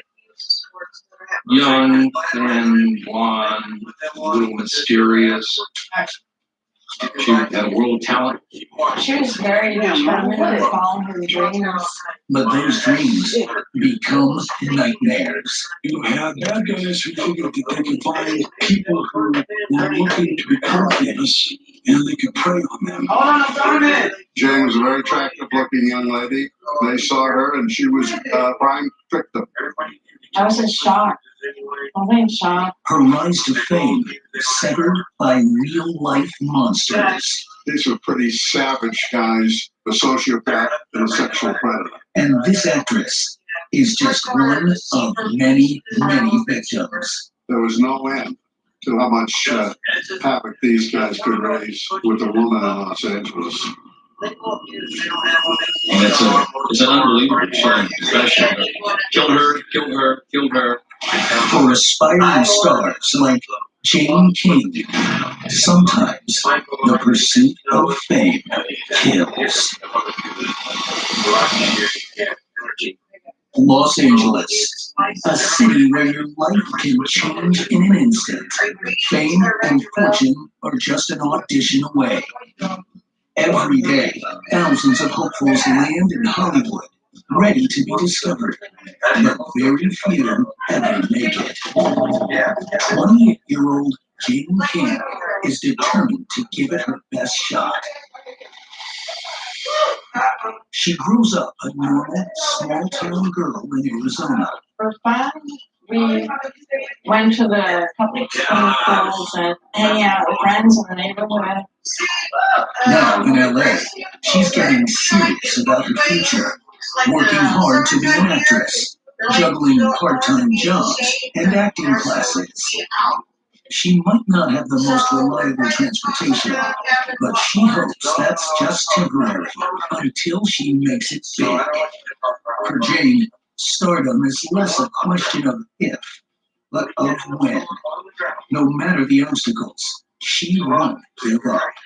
She was capable of achieving that because of the way she looked, the way she talked, and the way that she presented herself. She was very professional. She was an aspiring actress. Everyone thought that she had a world of talent. Could have gone places. Jane was very driven and ambitious. She was inspired to go ahead and pursue her dreams. This particular fall, she's taking several acting courses, including one at Sherman Oaks College. She was very elegant in the way she spoke.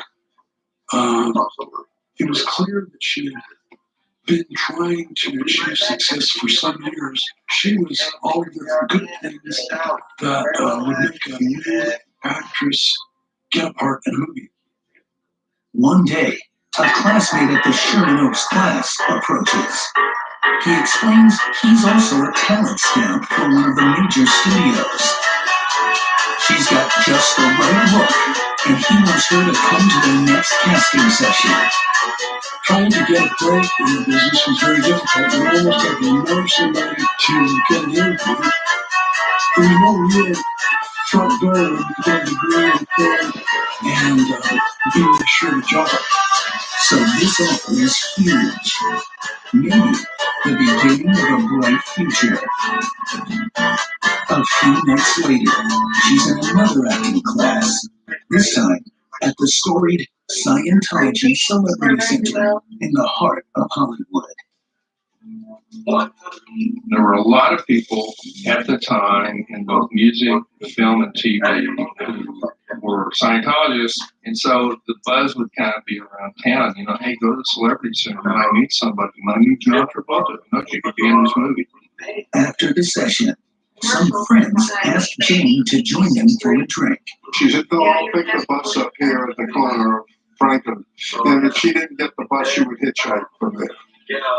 She wants to get home and get some beauty sleep. Maybe she can connect with that casting agent the next day. So she wants to make sure she's at her best. But Jane never makes it home that night. The next day, the young man that she lived with went to Hollywood Division and made a missing persons report on Jane. Just as Jane's star is about to rise, has it been snuffed out?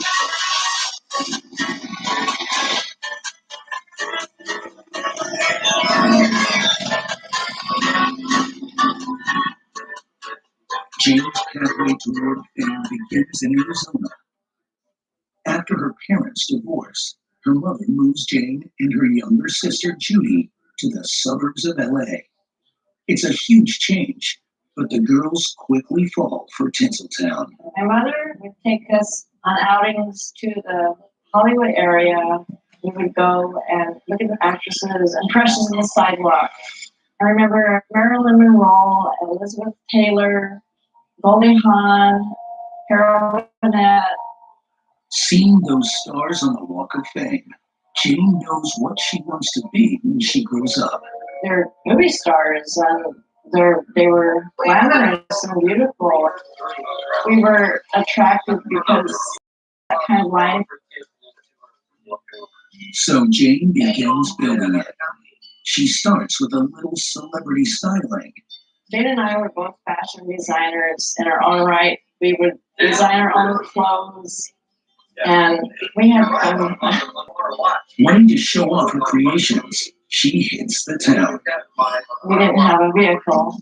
We hitchhiked. We were innocent teenagers. People weren't worried about it. Hanging out with others who want to break into the LA music and movie scene, Jane keeps her focus. It's not about partying. It's about making the right connections. I felt like she had a good head on her shoulders, and I wanted to be like her.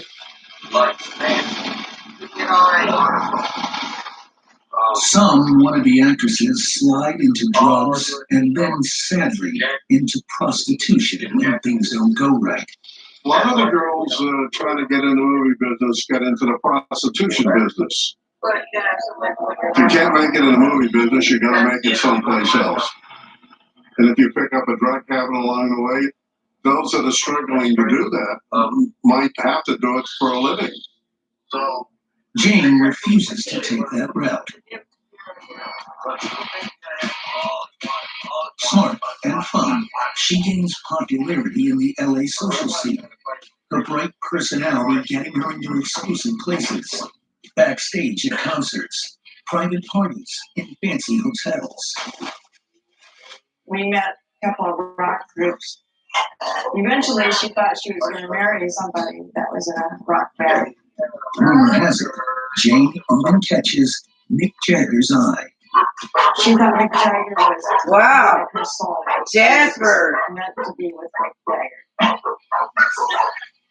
But she wants to be more than just a groupie.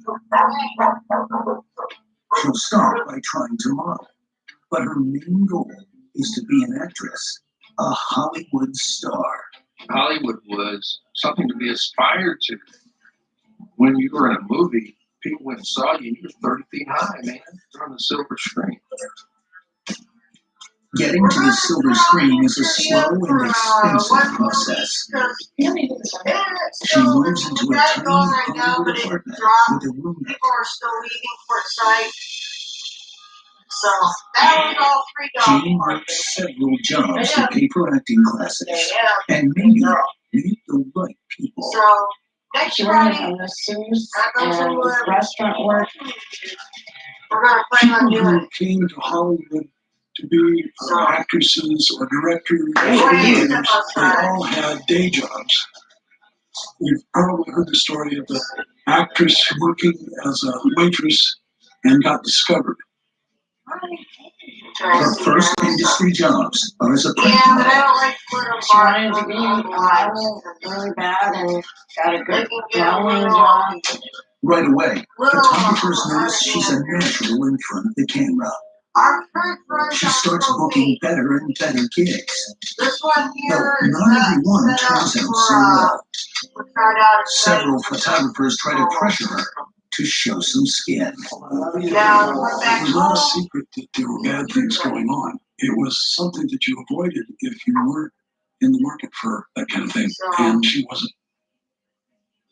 She knew something about the ropes that, people go through because they want something so bad. She will not let those things happen to her. Yeah, there are guard dogs. But that doesn't keep her mom from worrying about her little girl on her own in the big city. She's worried about the city, possibility of the motor industry. None of our plugins are nothing. It was quite obvious that you had to be careful when you were in Hollywood, because if you weren't careful, you could get into some really bad situations. Our travel trailer back home is more, we can do more with You it. had bad guys who were attracted to Hollywood because they figured that they could find people who were looking to become That was famous, our problem. and they could The prey other on one them. was good. But on the lucky day, it was struggling to Hey keep now, everything don't touch your turned out. remote. We'll be right back to your program in a couple of minutes. Hey, thanks for watching Reels here on the Roku channel. You know, a lot of people would just start channel surfing right now, but not you.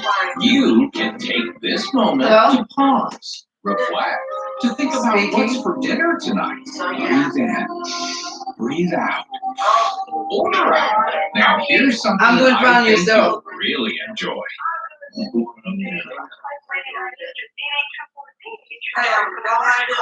Yeah, but you're supposed to be telling me, sending me the link to show me how to do that, remember?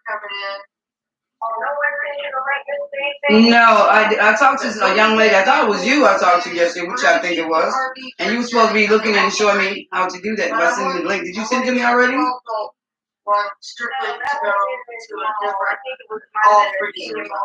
Yeah. Yeah, can you send that? Can you send me the link now so I can take care of that? Hi, Mary Jo. Sure, yeah, I can send it to you. I can send it to you via email. Do you have a minute? Yeah, honey, I'm right now on the computer now. I'm on YouTube and doing my documentary for the month of Black History Month. So yeah, I have definitely time. It's cold, honey. It's cold. You know, what's the temperature this month right now? It might work. All right, where you have a great day. I know that wind is whipping, honey. Ooh, Jesus, but I could look it up though. Yes, yes. All right, outstanding, great.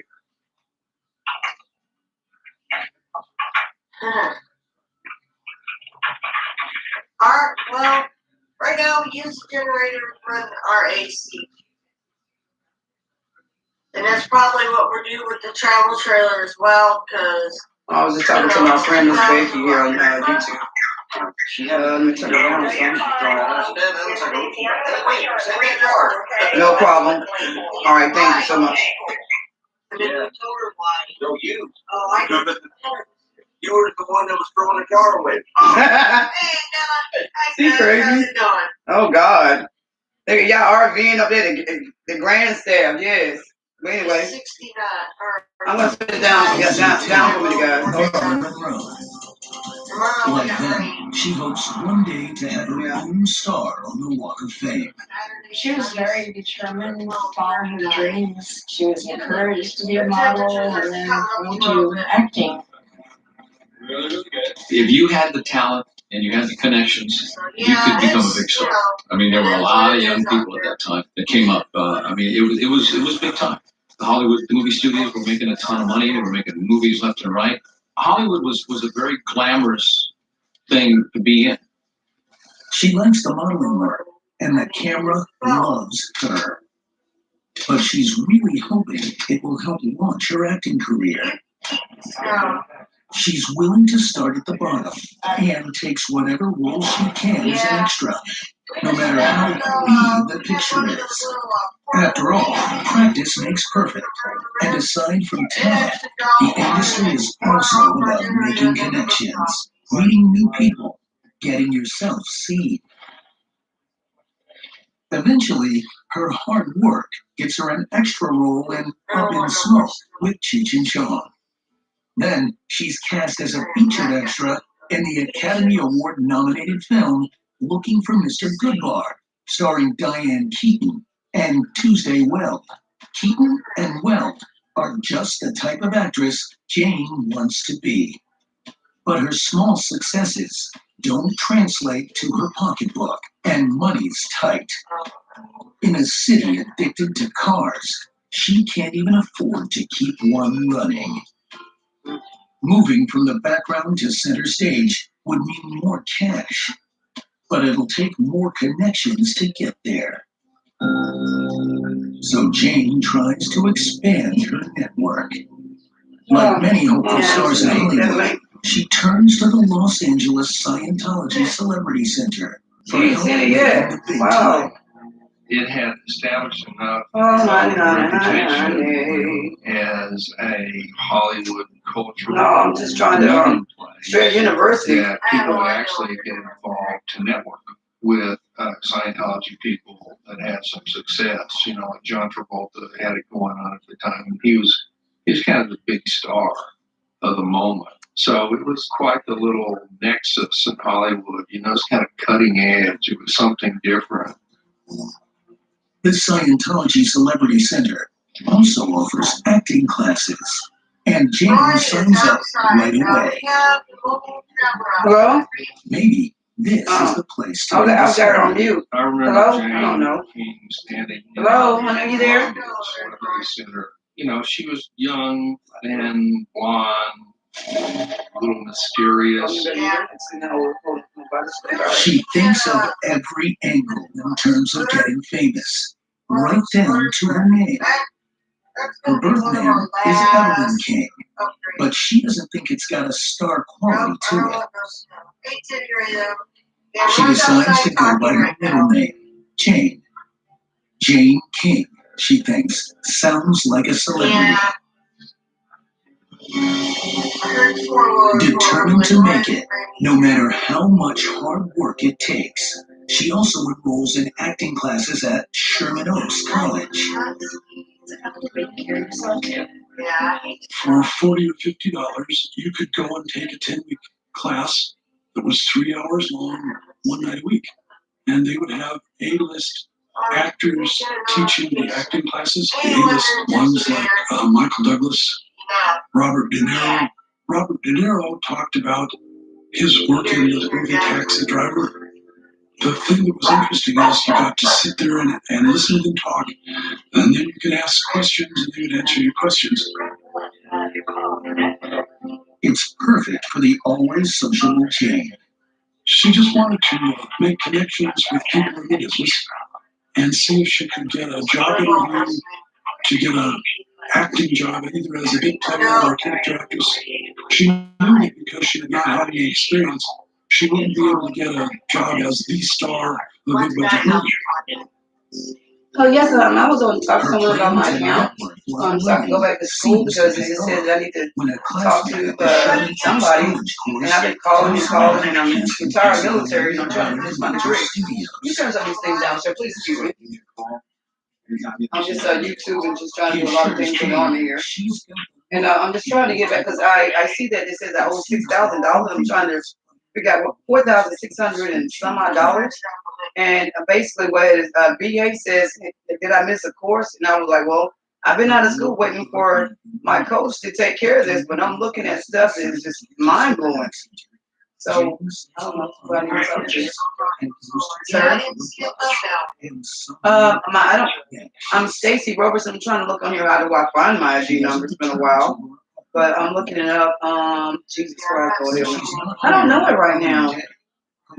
With my social help, I can keep going through this website and find it.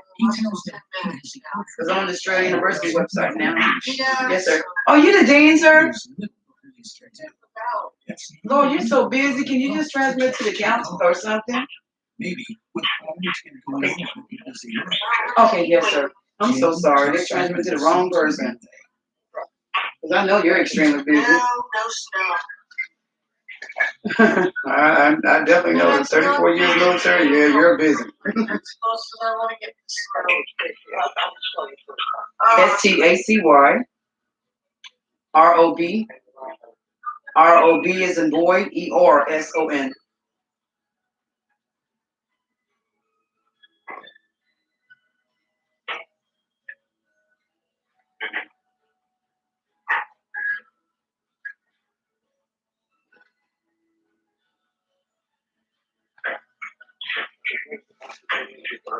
I'm July 7th, 1971.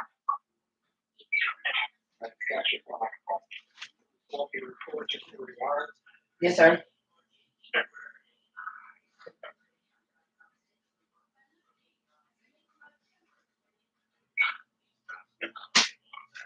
And I have the FOSSA, I have my Montgomery GI Bill, the college fund, retired veteran as of yesterday of 34 years. And I'm just trying to figure out how do I owe money when all my stuff is 100%.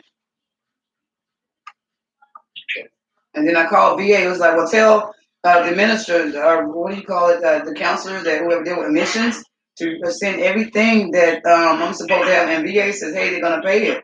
But I don't know what dates or why they're saying I owe what. I haven't even got my laptop yet. Okay, just to let you know, I'm sorry in the morning and winter core. Yeah, my father passed away. Yes, sir. Yeah, my father passed away from COVID-19. Yeah, it looks like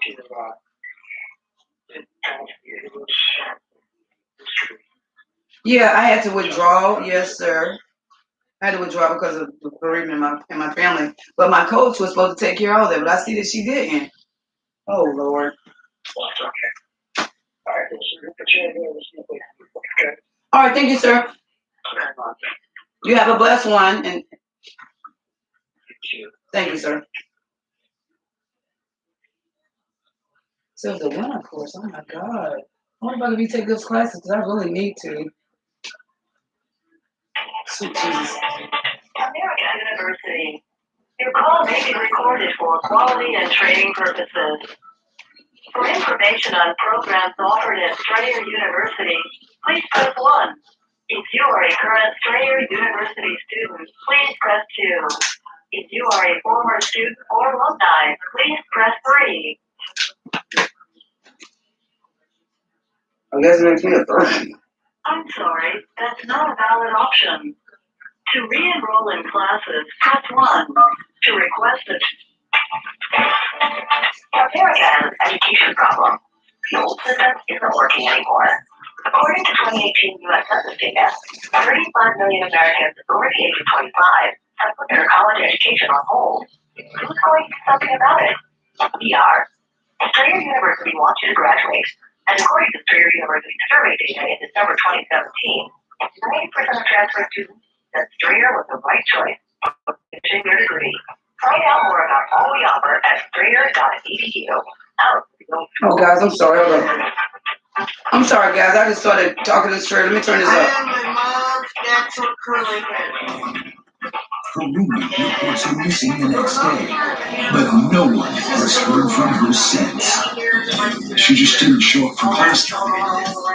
Jane didn't come the following week, or the week after that, and never did come back. Did she simply run off on a new adventure after finally meeting someone who could help her really break into the business? She had been spending a lot of time at the Scientology Celebrity Center. It was the kind of place where you could go and almost get some psychological. So switching to Strayer University. Her goal It takes was that to long to get get an clear, alumni like me which on the phone. means To handle my situation with my college degree. You know damn well I'm their mind so that Strayer you are sucks, now guys. Don't ever go more to Strayer efficient. University. Go to a major She university came like at UNC Chapman parties, Eagle, my first and she alumni. felt that by going through the No, motherfucker, I'm waiting for my auditing PhD sessions, degree. it made it easier for her to I'm focus sorry, on y'all. the Let me work leave that it she alone. was I'm trying to sorry. do, which Because was when you get on the phone with Strayer, you're going to be auditions cussing like a sailor. for acting jobs. And I think a lot of the actors like Tom Cruise probably got into it for the same reason. It was a legitimate hope for anybody who came in here that they could meet Travolta or some of the people who were in Scientology who were on camera, who could bring them on to their television show, and they'd get some work. But Scientology has its detractors.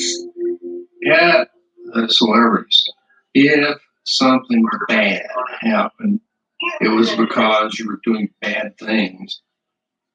They call it overt acts, which are another word for sins. The common assumption was, well, what was she doing that made her vulnerable to such evil? You know, it's really a twisted mentality. During her constant networking, had she met the wrong person? Someone who would promise her fame, but hurt her instead. On the day before Thanksgiving, and 2 weeks since anyone heard from Jane, a road worker makes a shocking discovery. An employee of the highway division saw her body laying in the off-ramp of the Golden State Freeway. She was nude and laying in bushes. And at that point, nothing was identifiable. And the woman has clearly been there for a while. Decomposition had set in.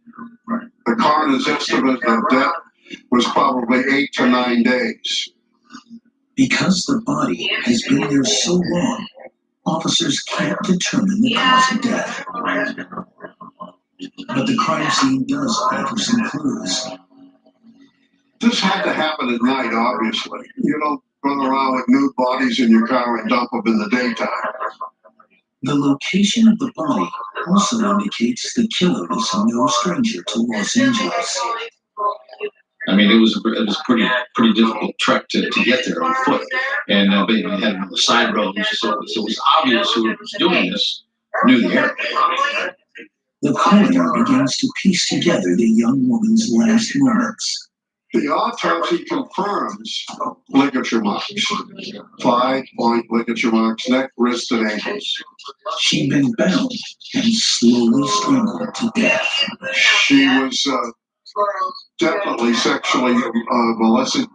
There were also indications the woman did not put up a fight. If somebody is resisting, they're going to sustain injuries prior to death. There was none of that.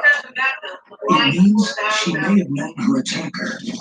Investigators compare the victim's dental records to those of women reported missing within the past few weeks and get a match. Jane King. The case of the missing young actress has just turned into a homicide investigation.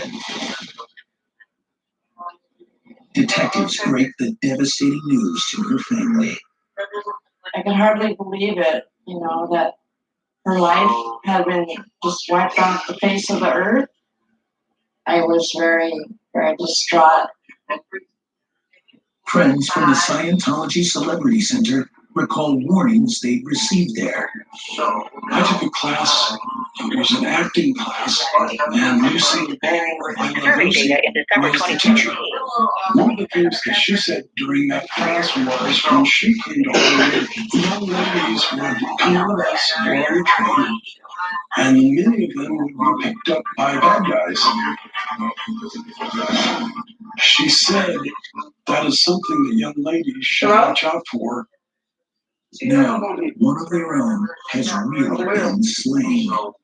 Here's this young, bright, pretty person, friendly enough, You know, and then boom, she's dead, grabbed in the dark, raped, you know, body thrown away. You know, the hell is that?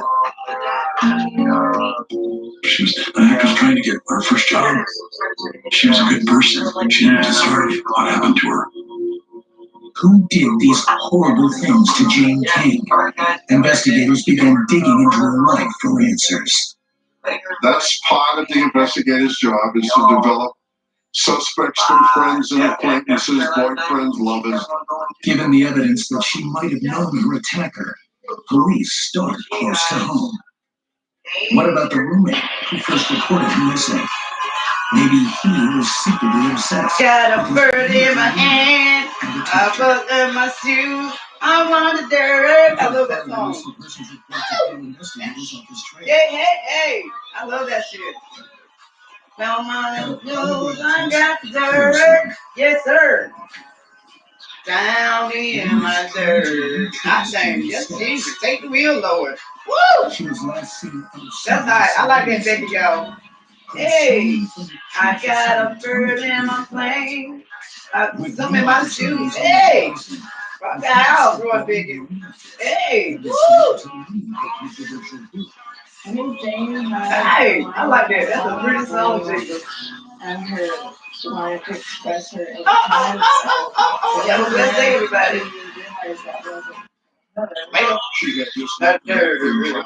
Hey, I like them, but they got the baddest outro intro.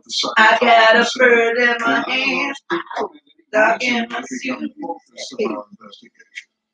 I got dirt. What about someone down in the dirt? Yes, Jesus. Lord, have mercy.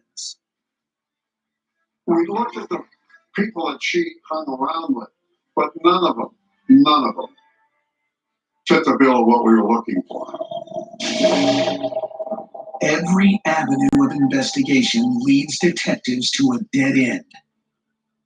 While police continue to plumb Jane's past for clues, they recall that another woman's body was found just days earlier. Could both women have fallen prey to the same predator? Aficionado. Sneakerhead. Yeah. Obsession has many names. This is ours, the new Let's Supply app. All in on the sport today. Experience amazing if you'll let us see. You can take this moment to pause, reflect, to think about what's for dinner tonight. Breathe in, breathe out, order out. Now here's something I think you'll really enjoy. One of the greatest stars in the history of Hollywood is gone. She was a very heavy drinker. This autopsy tells me more about how he lived than how he died. The fans had no idea what was going on behind the scenes. But she definitely had an amazing life. Autopsy on Beatles.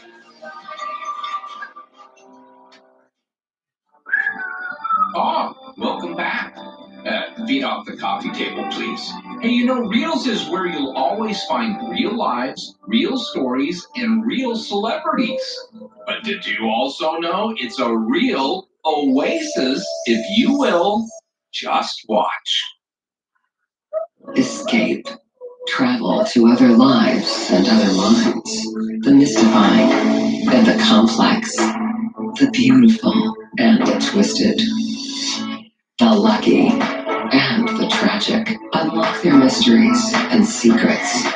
Escape to the world of the famous and the infamous.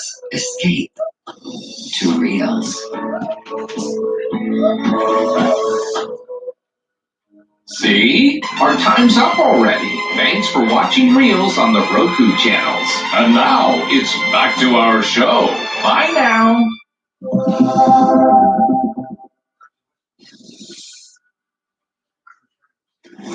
This program contains graphic violence and sexual content. Viewer discretion is advised. When she moves to Hollywood, Jane King wants nothing more than to work hard and achieve her dream of becoming an actress. But after she leaves acting class at the Church of Scientology Celebrity Center, she goes missing. Until her nude body is found dumped along the side of a freeway off-ramp in the Hollywood Hills. LAPD detectives have ruled out close friends and family as suspects. Had someone taken advantage of Jane's trusting nature? She had a habit of accepting rides from strangers, and the police made a pretty big deal about that. In that era, people trusted a stranger to give you a ride sometime. It was very common for hitchhikers.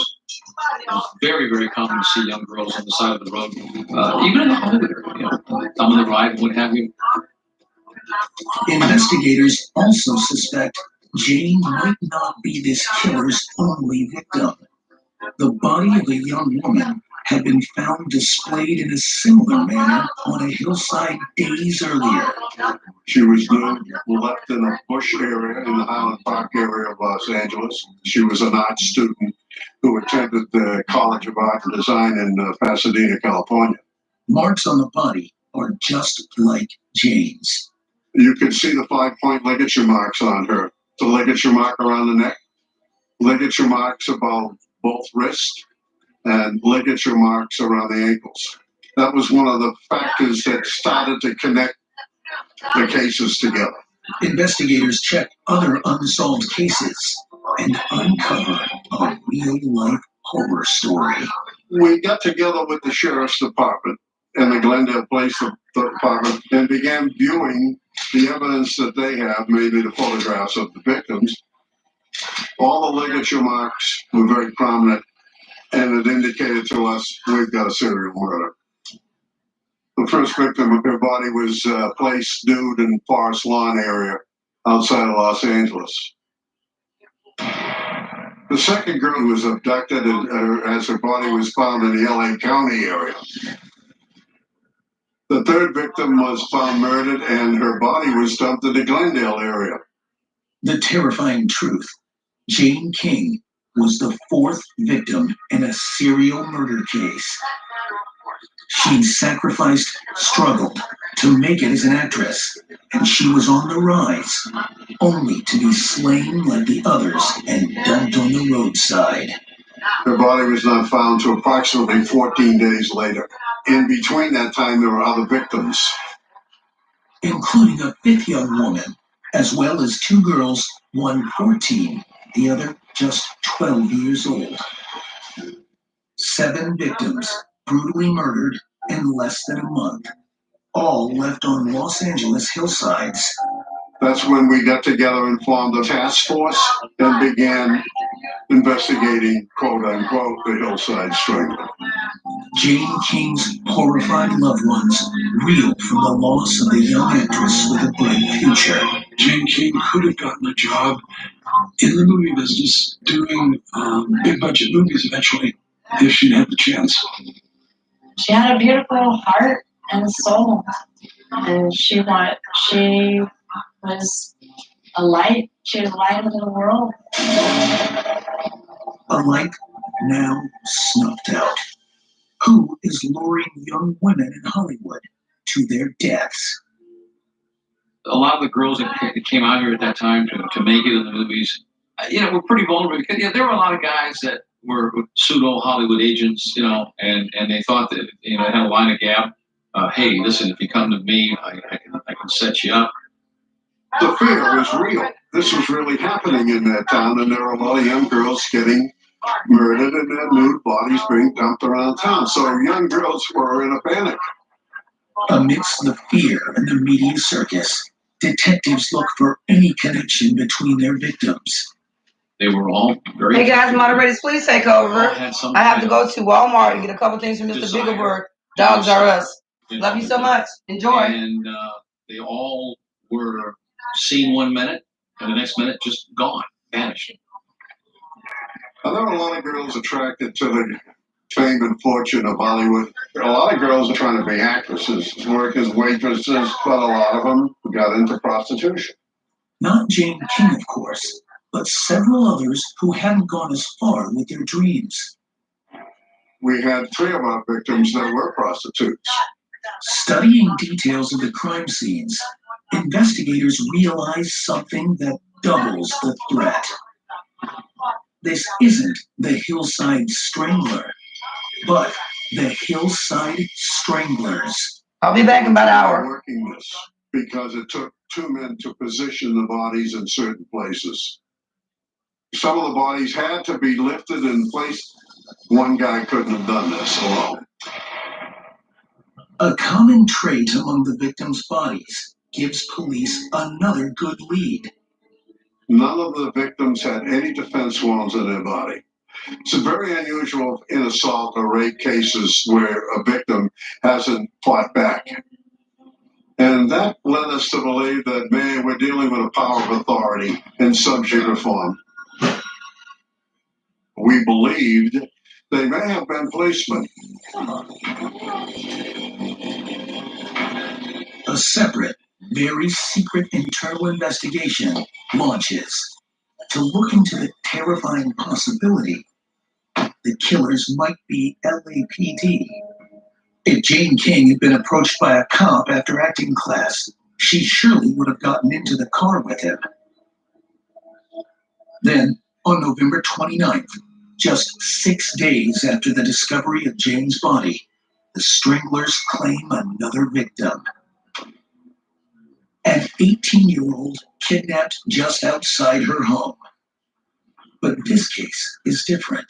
There was a witness to this abduction. An elderly lady saw 2 men. She originally thought they were police officers. It looked like a traffic stop. One of the men is tall and young with acne scars. The other is older and shorter with dark hair. Sadly, the description doesn't help prevent the 9th and 10th murders. Whoever killed actress Jane King just won't stop killing. Forensic evidence was not quite as advanced. We didn't have DNA. If we had DNA at that time, I'm sure we could have saved a couple of girls' lives. It was frustrating for everybody. Then, investigators get a surprising phone call. There was an actor in Los Angeles that claimed he was a Hillside Strangler. The actor's a big guy who lives in the Hollywood Hills, where several of the victims' bodies were found. He also seems to know a lot about the murders. They handcuffed him, brought him down, and we interviewed and talked to him and found out he didn't know anything about the murders. The actor was smoking PCP when he called police and admits he hallucinated the whole thing. Suddenly, the killings end and the investigation grinds to a halt. There was always the apprehension that, where are they? Did they leave and are they killing somewhere else? I mean, there was somewhat of a little bit of a relief because the murders had stopped, but by the same token, you wanted some kind of finality to this. You wanted to know who. Jane King's family is left twisting in the wind, desperate to know who killed the young actress. Arizona native Jane King comes to Hollywood with one plan: to be a star. She models, takes several acting classes, and scores some film roles. But after leaving the Scientology Celebrity Center one night, she vanishes. LAPD detectives discover she's one of 10 victims of a murderous duo called the Hillside Stranglers. It seems the rising actress's killers might never be caught. A year goes by. Then, 1,200 miles away, in Bellingham, Washington, 2 college girls go missing. A friend tells police the girls were last seen house-sitting for a security guard whose firm had been hired to watch the house. Police question the guard, who denies knowing either of the girls. He explains he was at a sheriff's reserve meeting the night they disappeared.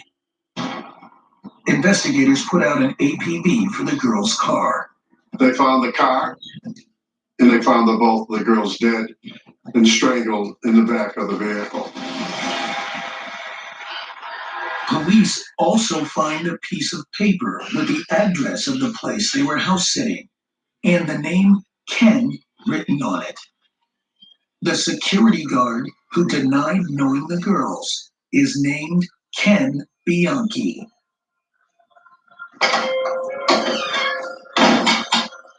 Forensic evidence, fingerprints, blood, everything connected Bianchi to the murder of those two girls.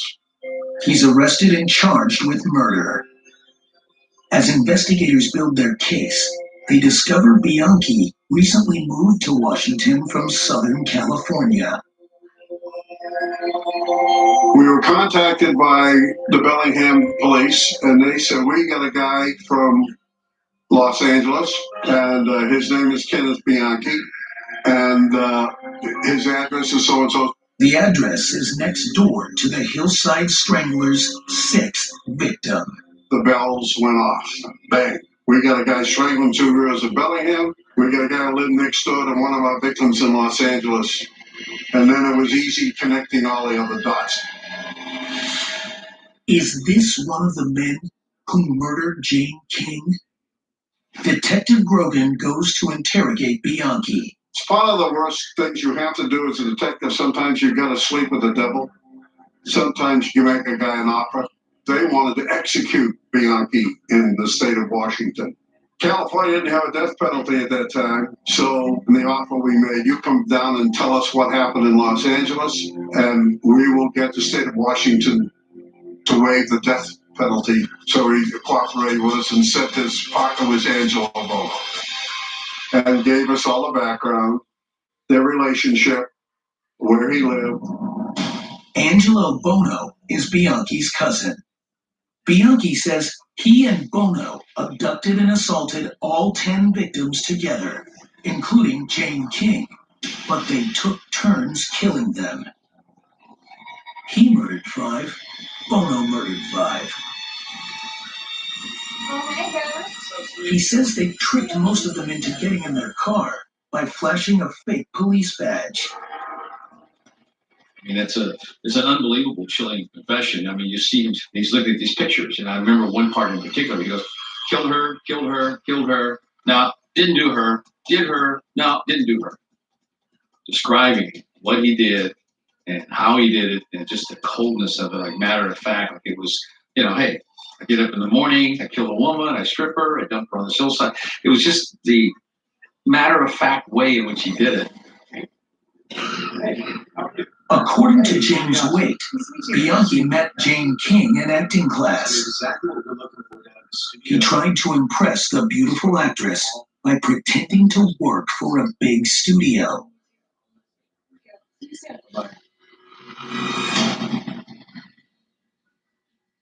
Ken Bianchi had showed me a stack of stationery that said Paramount Pictures across the top, and he was going to fill it out in a way that the page would confirm that he was a casting agent working for Paramount Pictures. Casting agent? And he was going to use that introduction to get girls, whatever that meant. He told me that he was going to give it to Jane King. And I thought to myself, no, you're not. I went up to where Jane was sitting. I told her that she should not believe him, that she should avoid him at all costs. Whatever I told her just didn't sink in, I guess. And in retrospect, I should have made a much bigger deal of it than I did. The murderous duo happened to be trolling for victims near the Scientology Celebrity Center the night Jane was at the bus stop there. They drive by, and let's face it, Jane was a very attractive-looking young lady, and they saw her, and she was prime victim. So why don't you jump in the car and we'll give you a ride home? That was Bianchi's line.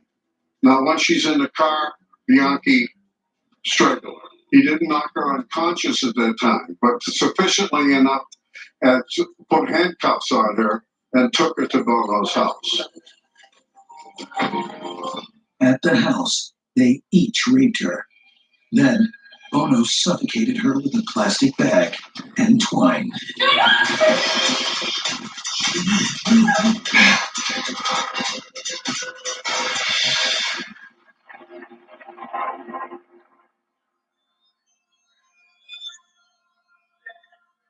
This one still sticks with me about how cold and callous a human being can be. Angelo Bono is arrested in Los Angeles and charged with all 10 murders. Ken Bianchi testifies against Bono. He is charged with the 5 murders he confessed to and the 2 murders in Washington state. Both killers are convicted and sentenced to life in prison. Angelo Bono dies of a heart attack in prison in 2002. Bianchi is still sitting in Walla Walla where he'll sit for the rest of his life. He gets 1 hour outdoors a week. Jane King's loved ones are left to mourn and wonder what level of success a talented young woman could have achieved in Hollywood. No, I wish I had a time machine. I could go back and, go find where Jane's living. Hey, come have a cup of coffee with me. And that particular night, she's in a different place. Their solace is knowing her tragic death might help others avoid a similar fate. Look over your shoulder, be aware of your surroundings, and know that not everybody is what they say they are. Life is hard. You gotta watch out for yourself. She's still a beacon, a warning beacon in a different way. Her light morphed into the warning light.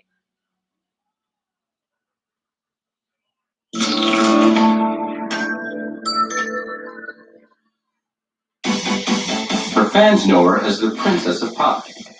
She shot to the top as a teen and reigned supreme, all the while amassing a fortune. It's Britney, bitch. But with Britney's superstar status came mega legal battles. Britney and Kevin entered into a faux wedding agreement while the lawyers haggled over a massive prenup. A divorce, messy child custody dispute, and very public meltdown ended with a dramatic family intervention. They were seeking full control of Britney's medical and financial decisions. But Britney bounced back and showed the world why she's the Princess of Pop. On this episode of Fortune Fights, husband and wife media experts and attorneys Danielle and Andy Mayoris examine the exploits of the cultural phenomenon that is Britney Spears.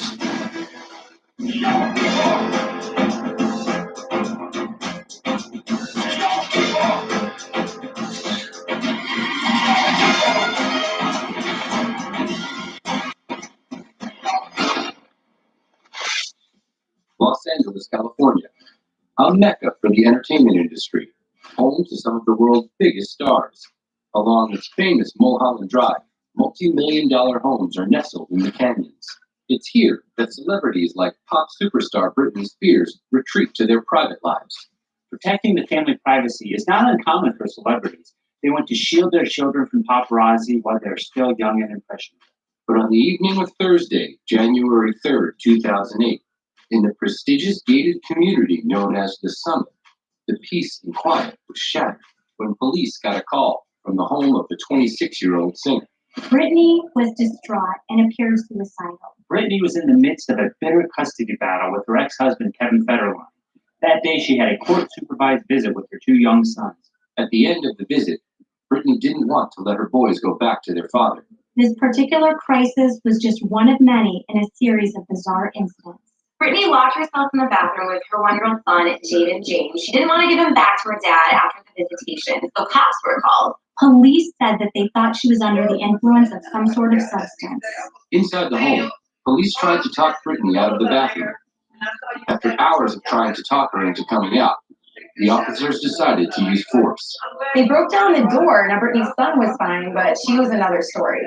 Paramedics strapped Britney onto a gurney and wheeled her out of her home. When the paparazzi caught wind of it, they descended on the Summit enclave where Britney lived. All hell broke out. Along with the paparazzi, there were police cars, there were ambulances, fire trucks, there was a police chopper that was buzzing overhead. Shortly after, an ambulance left Britney's house led by a fleet of police vehicles. She was taken to Cedars-Sinai Hospital, where the ambulance was mobbed by paparazzi, hoping to get a photo of the falling star. She was going down a spiral that she may never have recovered from. Divorce is a very personal issue, and it's incredibly heartbreaking, and it must have been very difficult for Britney to deal with the divorce in the public eye. For a celebrity of this magnitude, maintaining the space between a public life and a private one is a delicate balance. Everybody knows about her, everyone knows what she looks like, but still, she's mysterious. She's truly an enigma. By any definition, it was a spectacular fall, leaving Britney's family, friends, and fans wondering, how did it all come to this? Born on December 2nd, 1981, Britney Jean Spears grew up a Southern girl in the tiny town of Kentwood, Louisiana, not far from the Mississippi border. Brittany is the middle child. She has an older brother, Brian, and a younger sister, Jamie Lynn. Her mother, Lynn, was a school teacher, and her father, Jamie, was a contractor. A precocious Britney caught the singing bug at a very young age. When she was 6 years old, she performed for the first time, singing at her kindergarten graduation. She'd come from nowhere. She was not born rich. She had a rather simple life, and she was born with a talent that was both her way out, but also a handicap in some ways, because it accelerated her into the public spotlight before she was ready. In 1989, when Britney was 8, she and her mother drove to Atlanta, where an open audition was being held for the Mickey Mouse Club TV show. Britney wowed them at the audition, but she was too young for the show. Still, a casting director gave her mother the name of a New York talent agent. Lynn packed up her daughter and moved to the Big Apple, where Britney honed her skills for the next 2 years, determined to make a name for herself. Brittany studied acting and dancing. She landed some TV commercials. She was in an off-Broadway production of Ruthless. She also sang on the TV competition show Star Search. From Kentwood, Louisiana, here is 10-year-old Britney Spears. Britney didn't win the contest, but Disney took notice. In 1992, Britney got her big break. Britney Spears started her career at age 11 with a starring role in the all-new Mickey Mouse Club. She was part of an impressive cast that included future stars Justin Timberlake, Christina Aguilera, Kerry Russell, and I'm back, guys. Even My car won't start, so I gotta get somebody to jump me out right quick. She was an instant fan favorite Oh, and Lord, followed one her thing Mickey is Mouse another. I'm Club sorry, career guys. with a Excuse me. transition into singing. In I'll be right back. 1997, after the show's run, I got somebody to jump me out, so I'll be back in about 30 minutes, y'all. Deal with Jive Records. After recording her debut album, but before its release, Britney hit the road for a big promotional tour. Britney performed as the opening act during a mall tour for NSYNC, a boy band featuring friend and former Mouseketeer Justin Timberlake.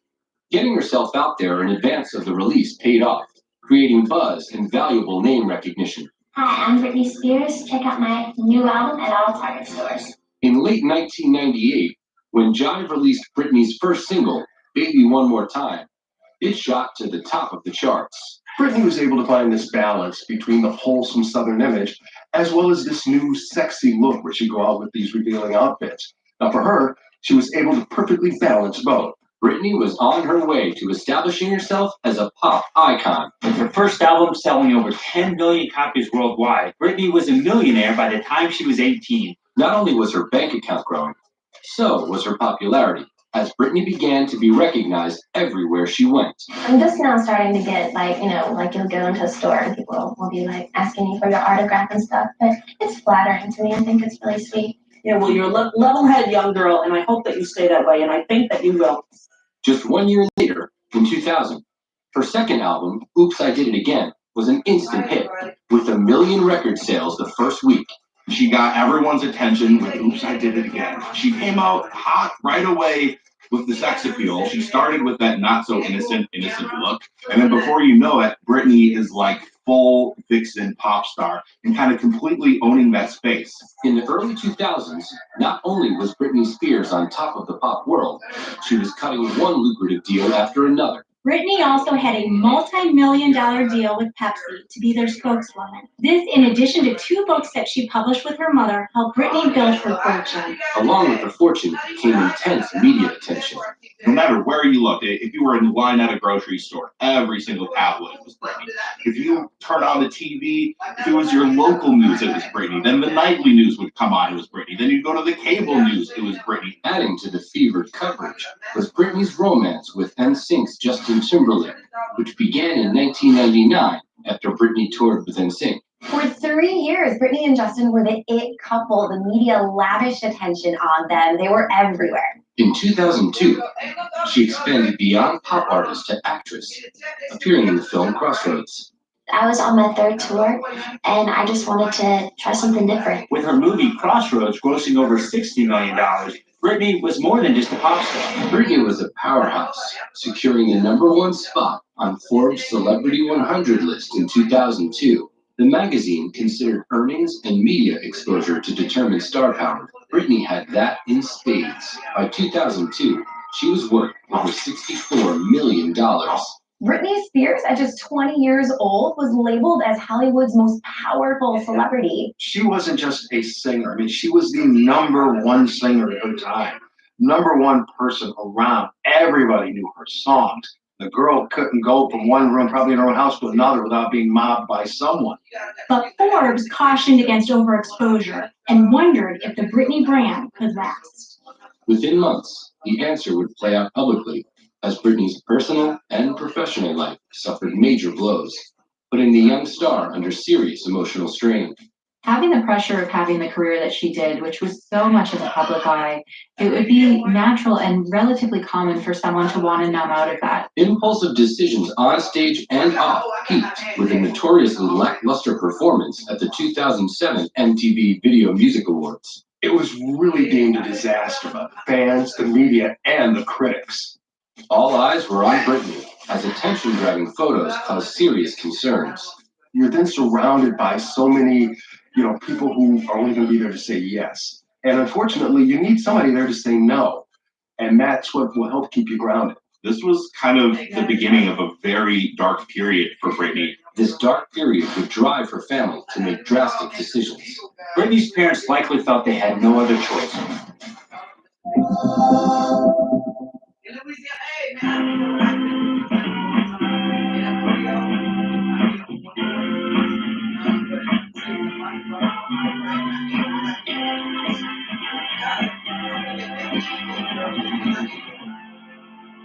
You can take this moment to pause, reflect, to think about what's for dinner tonight.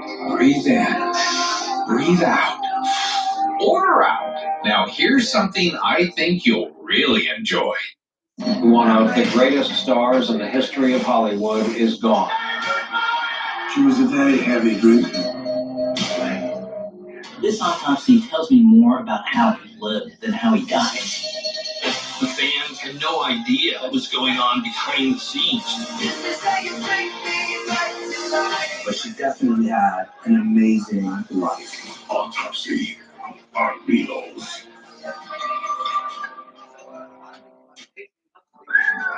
Oh, welcome back. Feed off the coffee table, please. Hey, Reels is where you'll always find real lives, real stories, and real celebrities. But did you also know it's a real oasis, if you will? Just watch. Escape. Travel to other lives and other minds. The mystifying and the complex. The beautiful and the twisted. The lucky and the tragic. Unlock their mysteries and secrets. Escape to the world of the famous and the infamous. Escape to Reels. See? Our time's up already. Thanks for watching Reels on the Roku channels. And now it's back to our show. Bye now.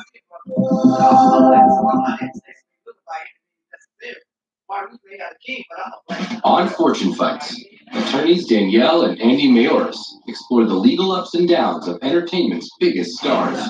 20 years into her career, Britney Spears remains one of the most popular female artists of all time. Still, her road to success hasn't been without its setbacks. Like other icons and legends, Britney didn't even need a last name. She was known to the whole world simply as Britney. By the time she was 21 years old, Britney evolved from a squeaky clean Disney Mouseketeer to a slinky vixen, an image she parlayed into immense financial success. Britney had her hands in just about everything. Record sales, concerts, merchandise, commercials, even TV and film work. She had amassed a net worth of $64 million. Britney's 3-year romance with Justin Timberlake was also going strong. The paparazzi just loved Britney and Justin. They were Hollywood's ultimate power couple. But in the summer of 2002, Britney's world began to fall apart. Justin suddenly dumped Britney, and she was absolutely devastated by the breakup. Making matters worse, after 27 years of marriage, Britney's parents divorced. Her parents' marriage and her boyfriend Justin were the great stabilizers in her big oversized life. Now both of these foundations were gone. Her personal life may have been in shambles, but professionally, Britney soldiered on, releasing In the Zone in 2003 and getting her own star on the Hollywood Walk of Fame.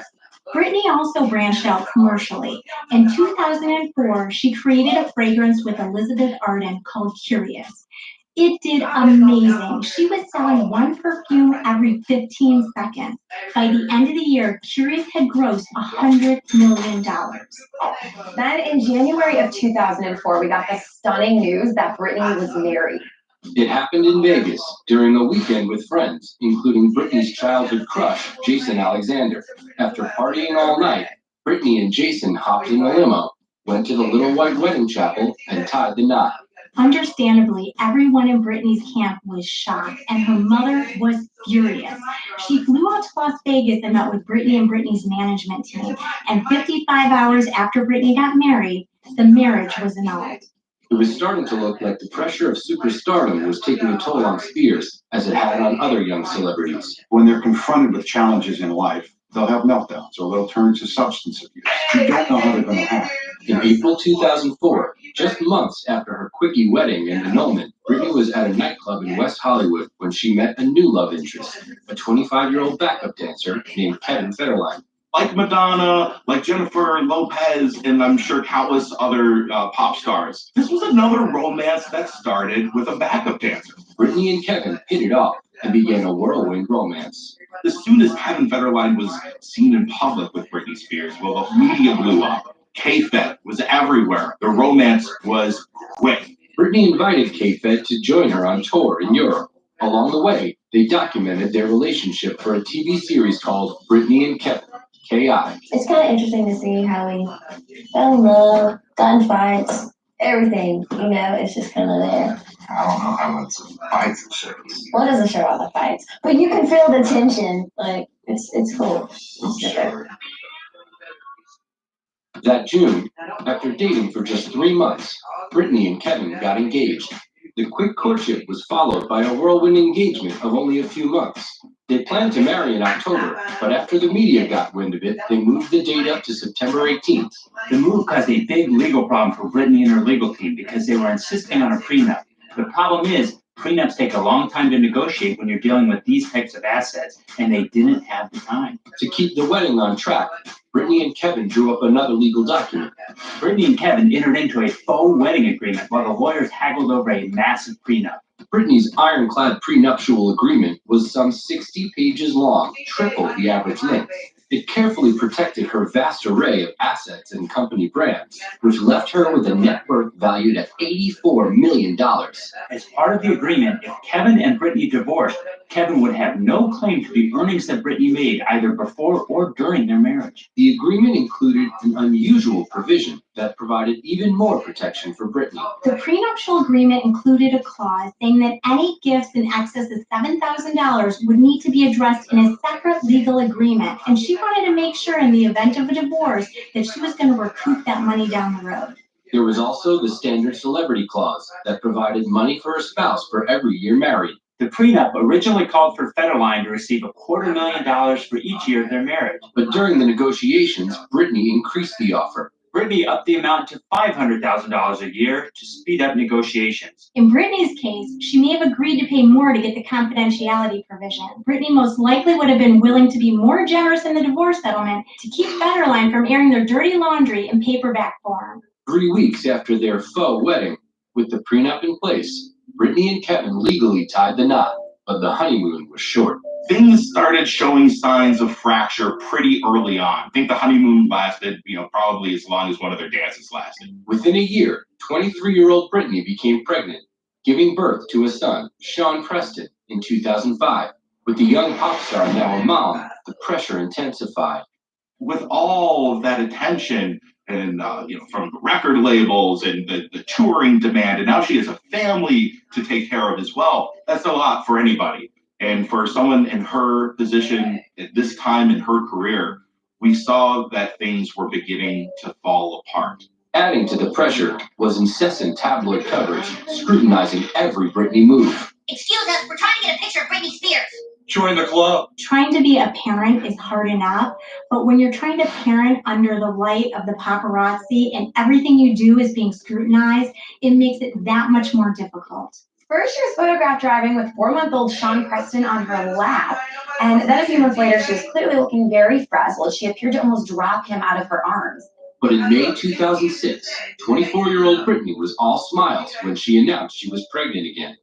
Her second son, Jaden, was born that September, but just 2 months later, Britney stunned her fans when she filed for divorce. In her divorce papers, Britney cited irreconcilable differences and asked for full custody of both of the children. Irreconcilable differences is a pretty standard thing to cite in divorce papers. It basically just means that you're not getting along with your spouse. Kevin fought back, and a bitter custody battle broke out.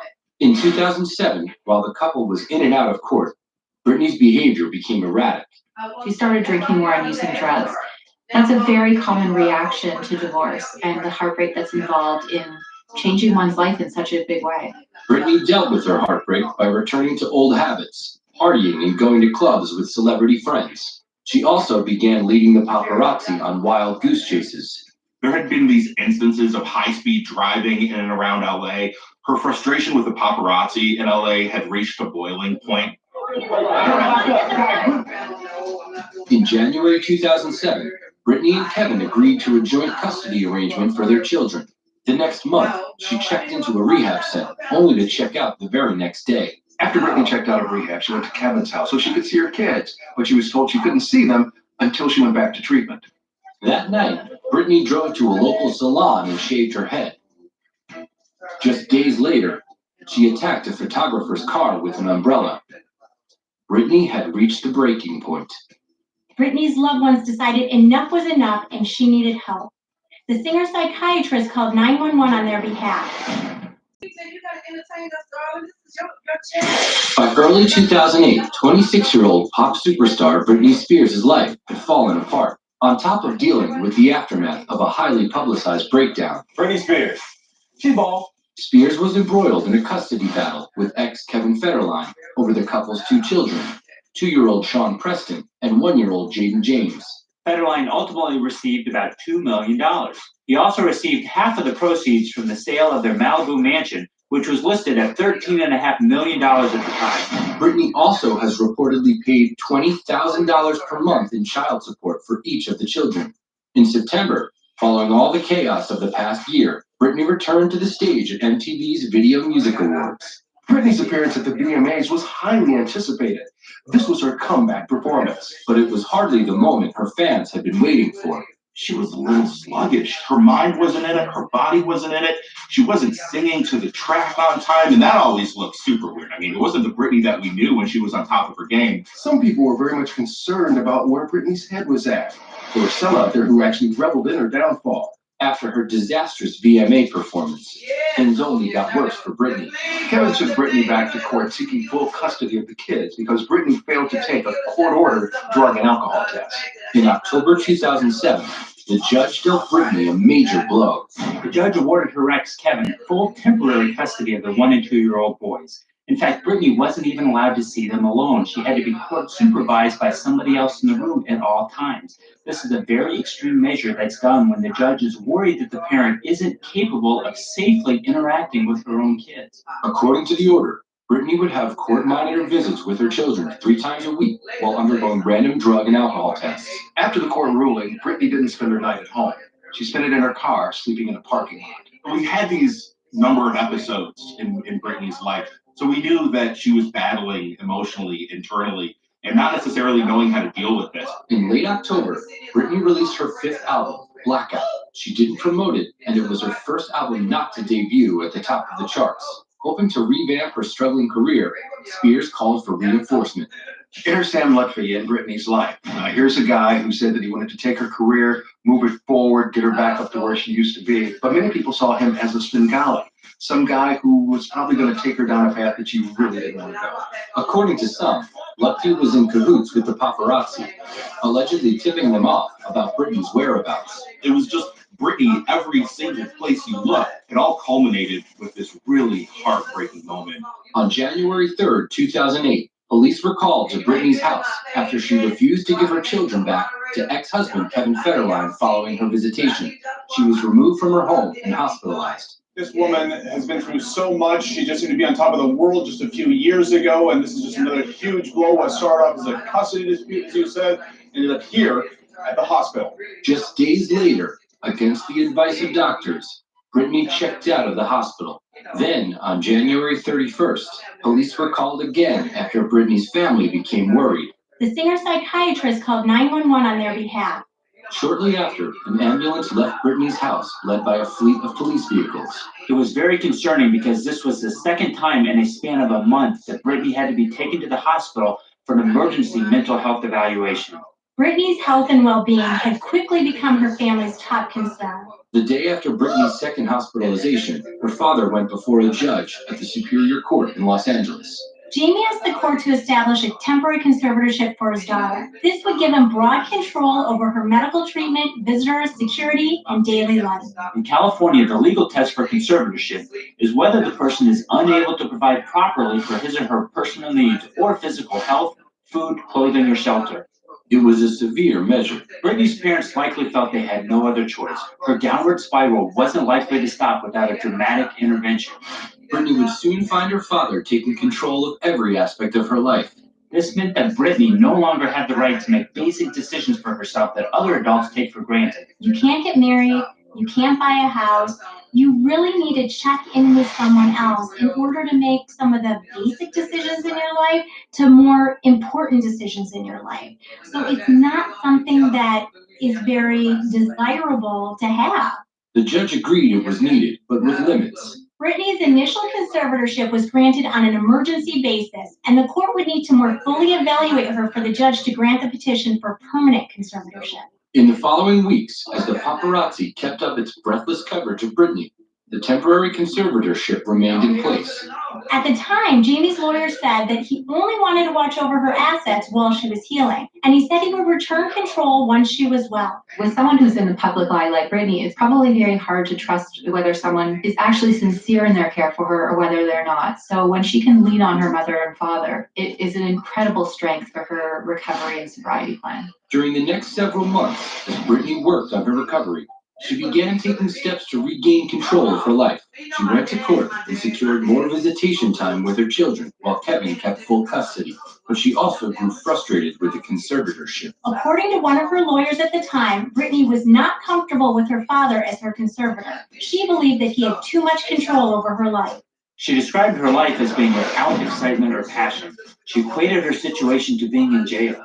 Brittany even went so far as to hire an attorney to fight the arrangement, but lost in court. Based on Brittany's medical evaluation, the judge ruled that the attorney could not represent Brittany. She was not capable of selecting her own attorney. This is really unusual. In conservatorship proceedings, the person who's going to be subject to a conservatorship has the right to their own attorney of their choice. In this case, since the judge was not allowing Brittany to select her own attorney, he was essentially saying that she wasn't even mentally competent to do that. When Britney Spears was not allowed to pick that person to speak for her, it really hamstrung her ability to contest this conservatorship. Although frustrated by the order, Brittany accepted it so as not to jeopardize her child custody arrangement. In late October, Brittany's parents were back in court, seeking to make the conservatorship permanent. The court agreed it was needed. The court gave Jamie control over every facet of her life and her career. The judge's comments about why she agreed to make this conservatorship permanent are especially interesting. One, she was concerned that Britney Spears needed protection because of undue influence of others. And number two, she pointed out to the complexity of the business and financial affairs surrounding Britney Spears. It's really interesting because essentially what the judge was saying is that one of the reasons Britney needed a conservatorship was because she had so much money, and the judge was very concerned that she was going to be unduly influenced. So it raises the question, does someone with more money need a conservatorship more? Well, maybe, because when there's more money around, more people come out of the woodwork trying to get at that money. But that financial success was declining. By the end of 2008, lawyers estimated Britney's net worth had been reduced to $42 million, still a hefty amount, but down $20 million from 4 years earlier when her meltdown began. Lackluster record sales, no concerts, and way too much spending is what led to Britney's financial downfall. Going forward, the court ordered that as part of the conservatorship, Britney's father would carefully track the money. Any and all of Britney's purchases are tracked in court documents. You have to file detailed reports with the court at least once a year so the court can review and approve how the assets have been managed and oversee the expenses. Keep in mind that conservatorships are public proceedings. So these are public documents that anyone can access. And that's why in 2017, when Jamie Spears filed the 2016 accounting, we were able, as well as the media, to look up what exactly she was spending her money on. So in 2016, we found out that she spent $11 million. $30,000 of that was spent on her dog. She had about $24,000 spent on hair and makeup, and there were tens of thousands of dollars spent on massages. It was agreed that Jamie would receive $130,000 per year for managing his daughter's conservatorship. Now, here's a guy who could actually go in and demand probably $1 million a week because of what his daughter's bringing in. But no, he's doing this as a job to make sure that everything stays on the straight and narrow. By late 2008, as Britney's health improved, she began to show signs of making a comeback. Oh, hey, thanks for coming. I'm opening the VMAs this year. As we know, like a year and a half before, at the VMAs, she had embarrassed herself in front of the entire world. She didn't perform this time, but looking happy and healthy, Britney accepted her first MTV Moon Man Award after 16 previous nominations. She took home 3 trophies that night. And in that same month, Britney dropped the song Womanizer, which became her first #1 hit in about a decade. The next spring, Britney kicked off her Circus World Tour. It was her first tour in 5 years and opened to rave reviews. This was nothing less than a pop extravaganza. Britney was the ring mistress, there were acrobatics, there were pyrotechnics, Britney was strutting her stuff, the fans loved it. They welcomed her back with open arms. Britney's next tour was a success, making over $130 million, and also putting her in 5th place as the top grossing female performer ever on tour. Britney's health and her career seemed back on track, but she wasn't out of the woods just yet. Questions about the conservatorship would soon be overshadowed by a legal attack by Britney's self-proclaimed manager, Sam Lutfi. Sam Lutfi filed a lawsuit against Britney and her parents for battery, libel, and breach of contract. After rising to fame as a teenager and...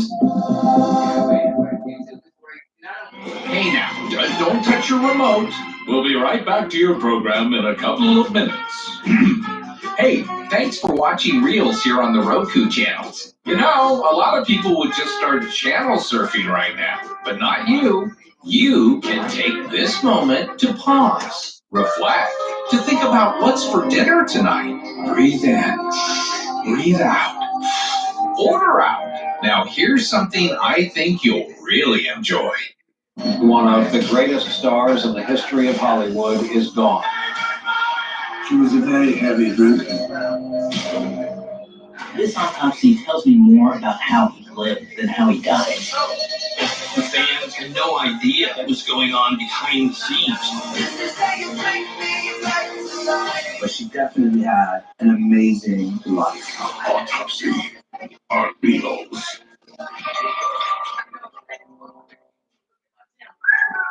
Oh, welcome back. Feet off the coffee table, please. Hey, you know, Reels is where you'll always find real lives, real stories, and real celebrities. But did you also know it's a real oasis, if you will? Just watch. Escape. Travel to other lives and other minds. The mystifying and the complex.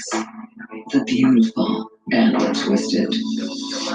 The lucky and the tragic. Unlock their mysteries and secrets. Escape to the world of the famous and the infamous. Escape to Reels.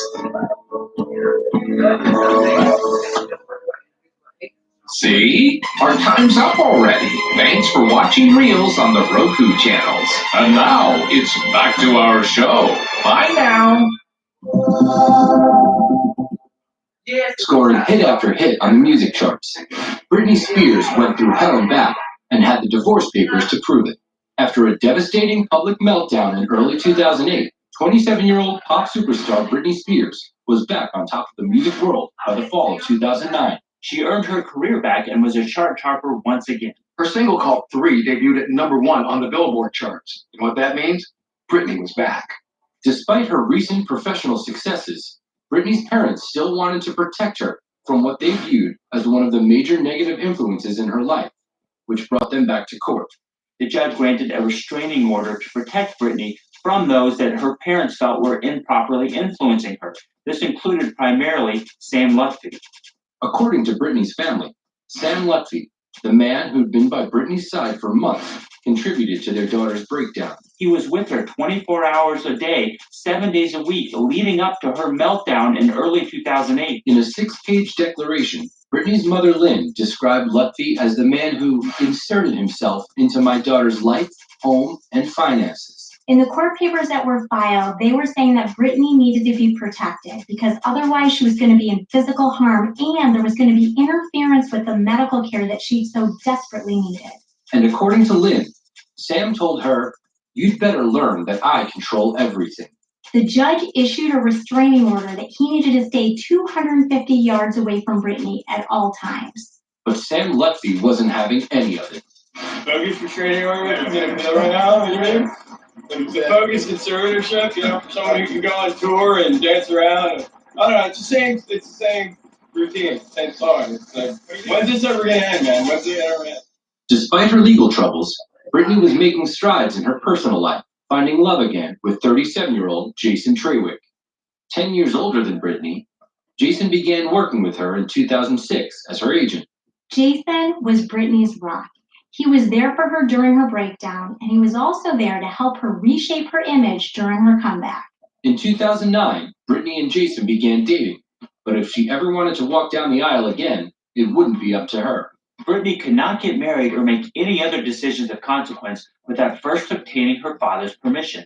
She had no say over her day-to-day existence. She was completely at her father's mercy, something that would be frustrating to any adult. With the conservatorship still fully in place, in June 2011, Britney was back on stage for her Femme Fatale tour. At 29 years old, Britney was a veteran performer who did not disappoint her fans. This was Britney's 8th tour and her 7th album, Femme Fatale. This tour was fantastic, making over $70 million. After wrapping the tour in December 2011, Britney had a major announcement. She and her boyfriend of 2 years, Jason Trawick, were engaged.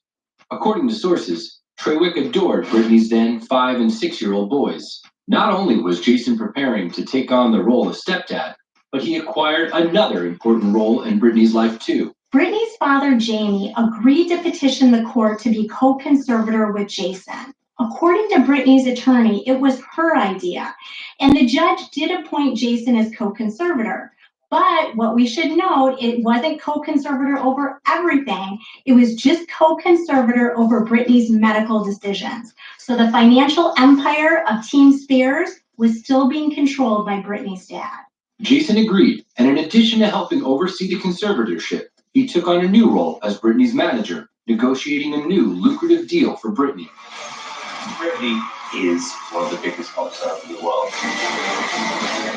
In 2012, Britney was back on TV as a judge with Simon Cowell on The X Factor. Britney Spears has been in the spotlight at this point now well more than a decade. She's been judged the entire time. She's been scrutinized. Every single move she's made has been under a microscope. And now all of a sudden she's in a role where she's the judge for the very first time as she enters into the X Factor. You know, it's different from anything I've ever done before, but it's a lot of fun. We get to sit back and get to be entertained, and it's wonderful. It's really cool. The payday was hefty.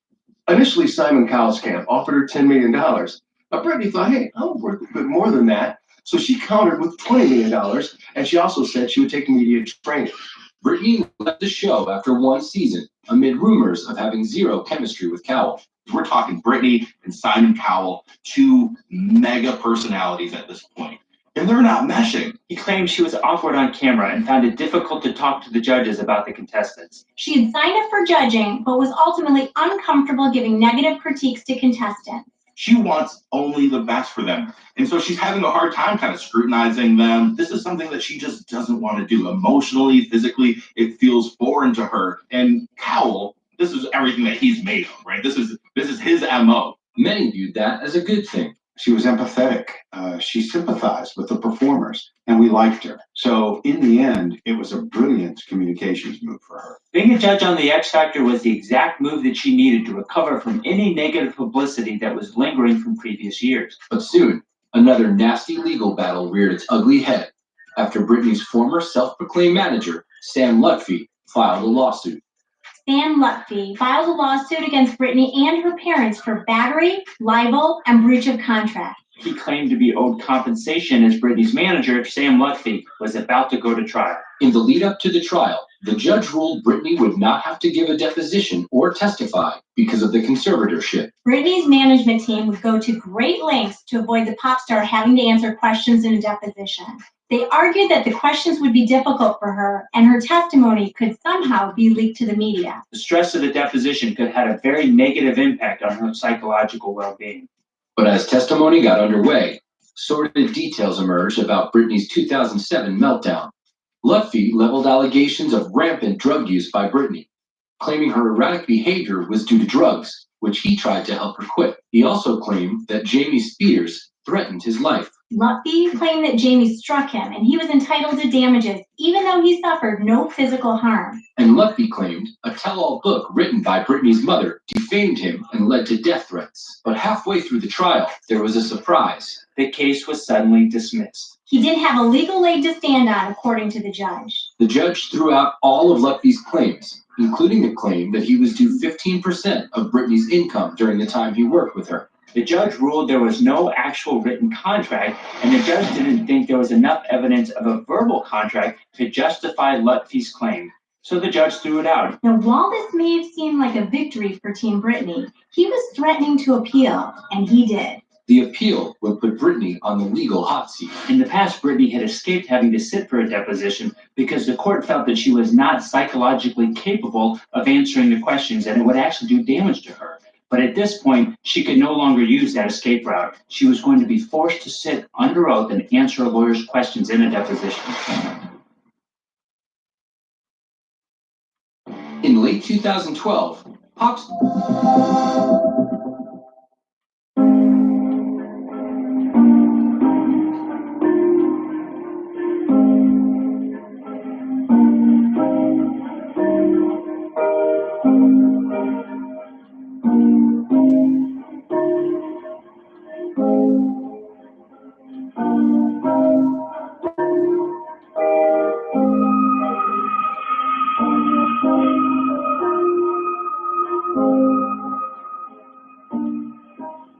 One of the greatest stars in the history of Hollywood is gone.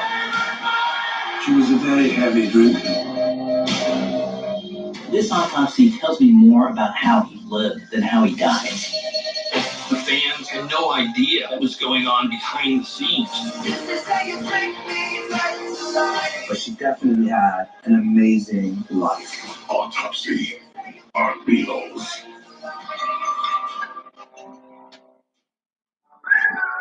Oh, welcome back. Feet off the coffee table, please. Hey, you know, Reels is where you'll always find real lives, real stories, and real celebrities. But did you also know it's a real oasis, if you will? Just watch. Escape. Travel to other lives and other minds. The mystifying and the complex. The beautiful and the twisted. The lucky and the tragic. Unlock their mysteries and secrets. Escape to the world of the famous and the infamous. Escape to Reels. See? Our time's up already. Thanks for watching Reels on the Roku channels. And now, it's back to our show. Bye now. Superstar Britney Spears scored a major court victory when a judge threw out former self-proclaimed manager Sam Lutfi's lawsuit against her and her parents. He immediately filed an appeal. It couldn't have been worse timing for the pop superstar. Legal analysts and advisors, Danielle and Andy Mayoris, detailed a shocking sequence of events following the appeal. In 2012, as Britney should have been preparing for her wedding to Treyway, a case filed by her former manager, Sam Lutfi, was about to go to trial. Because of the ongoing legal battle, Britney put her love life on hold, postponing her wedding plans until the Lutfi case was settled. But just a few weeks later came word that the wedding was off altogether. Both Britney and Treyway released statements claiming that they still cared for each other, but mutually decided to call off their engagement. After their breakup, Jason resigned as Britney's co-conservator. Although they said the breakup was mutual, reports have said that acting as co-conservator really took a toll on Jason. Their relationship became all business and no romance. In essence, he was making all the rules for her, which can be really helpful initially, but in the long term, that actually doesn't cause the person to really gain long-term recovery because they have to be an active member in their life and make choices based on what they believe is right or wrong. There were rumblings that 31-year-old Britney wanted just that, to take on more responsibility. Britney had grown restless under her conservatorship. Britney Spears was enjoying a lot of success, so at some point you have to ask yourself, why is there still a conservatorship? In meetings with the judge, Britney said that after 5 years of conservatorship, she was ready to take on more control of her life. She didn't understand why it was still in place and pointed out that she had to be the only person under a conservatorship that routinely brought in multi-million-dollar paychecks. It appears she was fine with it staying in place as far as her business life was concerned, but when it came to her personal life, Britney wanted to call the shots. The judge allowed some restrictions to be eased up, but the conservatorship remained in place, and Britney got back to work with a huge announcement. Britney appeared on Good Morning America in 2013 and announced that she was going to be doing a Las Vegas residency. For the next 2 years, Las Vegas and the Planet Hollywood Resort and Casino was home as Britney played to sold-out crowds, making $475,000 a night for her Piece of Me show. All the highs, all the lows in Britney's career, it all culminates with what is now like the staple of icon status, which is a continuous show in Vegas. Britney's career has been filled with number ones, including this one. She was the first pop star to have a Las Vegas residency. Big success. During the run, Britney had to put business aside after an appellate court ruling came down in the Sam Lutfi case. The court ordered a new trial on his claim of a verbal contract with Britney to be paid as her manager. In the ruling, Lutfi won another victory. The judge actually ruled that Britney could sit for a deposition. Lutfi's lawyers successfully argued that how could they be expected to put on proof of a verbal agreement between Lutfi and Britney when they didn't even have the right to make Britney testify about what happened? And the Court of Appeals agreed. In May 2016, Britney sat down with lawyers to answer questions about her dispute with Lutfi. Britney took tremendous strides to prove her competency, including appearing on the X Factor, her Vegas residency, and she was able to provide a deposition without breaking down. The case was set to go to court in October 2016, but on the eve of the trial, there was a surprise announcement from the Spears camp. Jamie ultimately settled the case not long before trial for an undisclosed sum. Took them to court, won, they followed the slap order, we won that. None of that stuff's true. I came in that girl's life to help her out, and that's basically it. As an attorney, I can understand why they settled. It makes sense because if they push forward with the trial, not only would Britney be deposed, but a lot of other information would come out about her personal life. And you better believe that when he signed that settlement agreement with Britney, there was a confidentiality provision in there. So he couldn't do a tell-all book or tell the press all the details and secrets he had on Britney. With the Lutfi case finally behind her, Team Britney focused on work. In late 2017, Britney wrapped up her Piece of Me Vegas residency.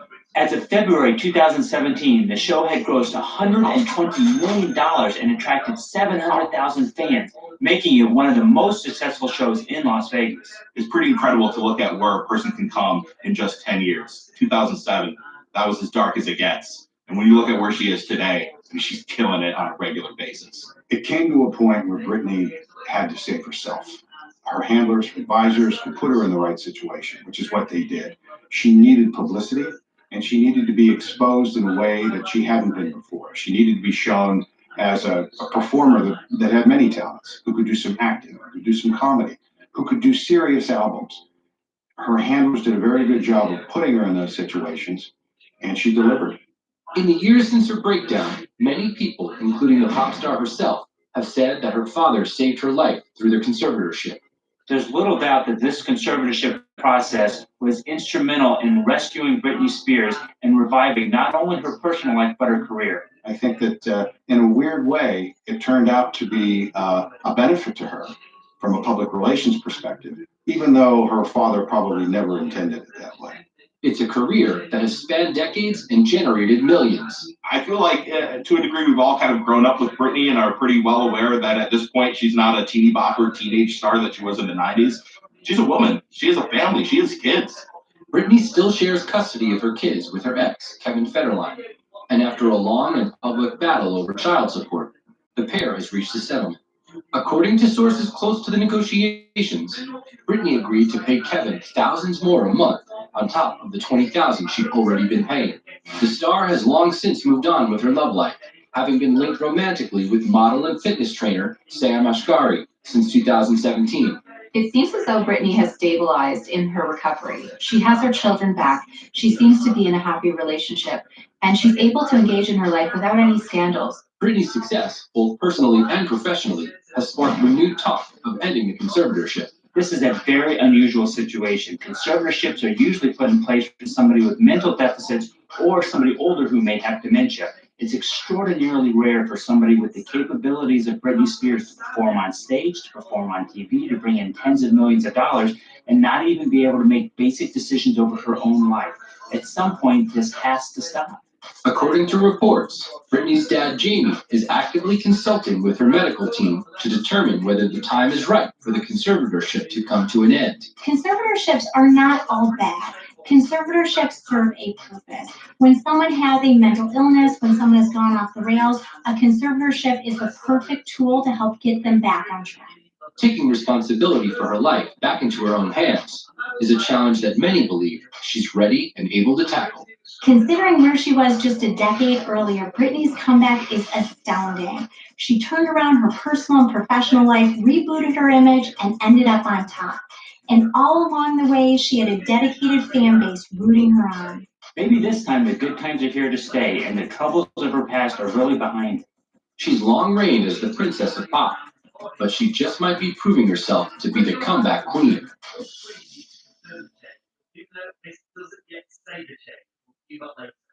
Now we're going to undo this and clear.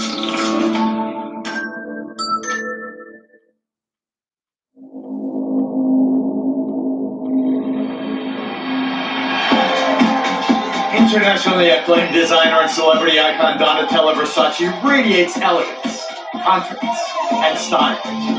Partnered with their visionary brother Gianni, the fashion house of Versace rose to become a global brand valued at more than $2 billion. But in July 1997, Donatella's glamorous world collapses with the heartbreaking news of a murder in the family.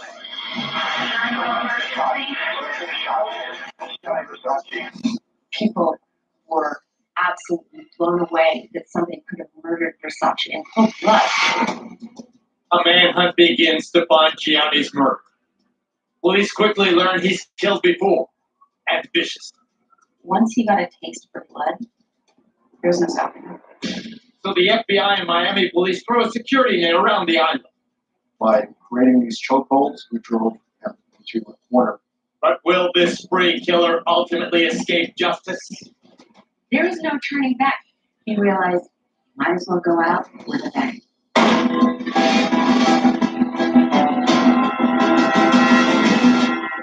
Around 8:45 on a steamy July morning in 1997, 2 gunshots echo outside a palatial Miami building. In an instant, the world-renowned fashion designer is executed, and a spree killer is on the run. For decades, the fashion brand Versace becomes synonymous with impeccable style. But behind the pleats and the perfumes lies an unbreakable bond between the designer and his muse, Johnny and his sister Donatella Versace. Tragically, their dynamic family bond is ripped at the seams by a delusional and dangerous killer, desperate to be a part of their glamorous world.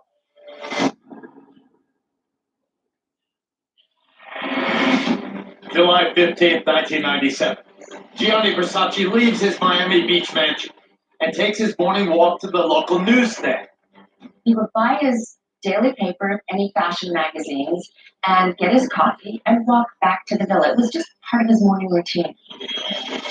Walking up his steps to his residence, he was approached by a subject who was shot twice in the head.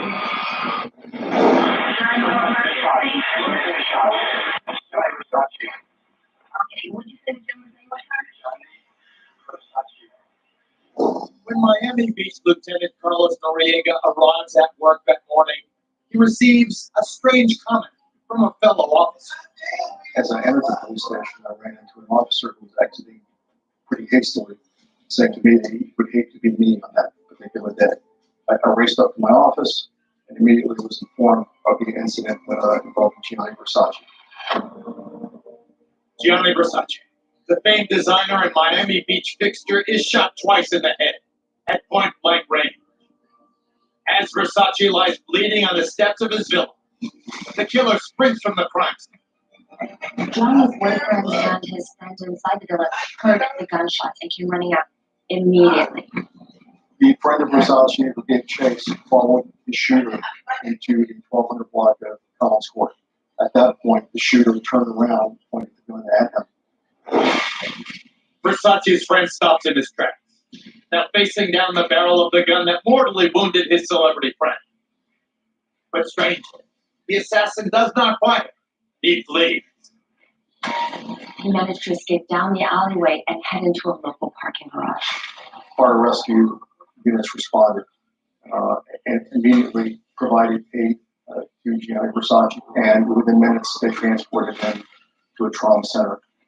Versace is rushed to Jackson Memorial Hospital. Shortly after he arrived at the trauma center, he was pronounced dead. At 9:21 a.m., Versace's heart stops. Nearly 5,000 miles away in Italy, Gianni's baby sister, 42-year-old Donatella, receives the heartbreaking news.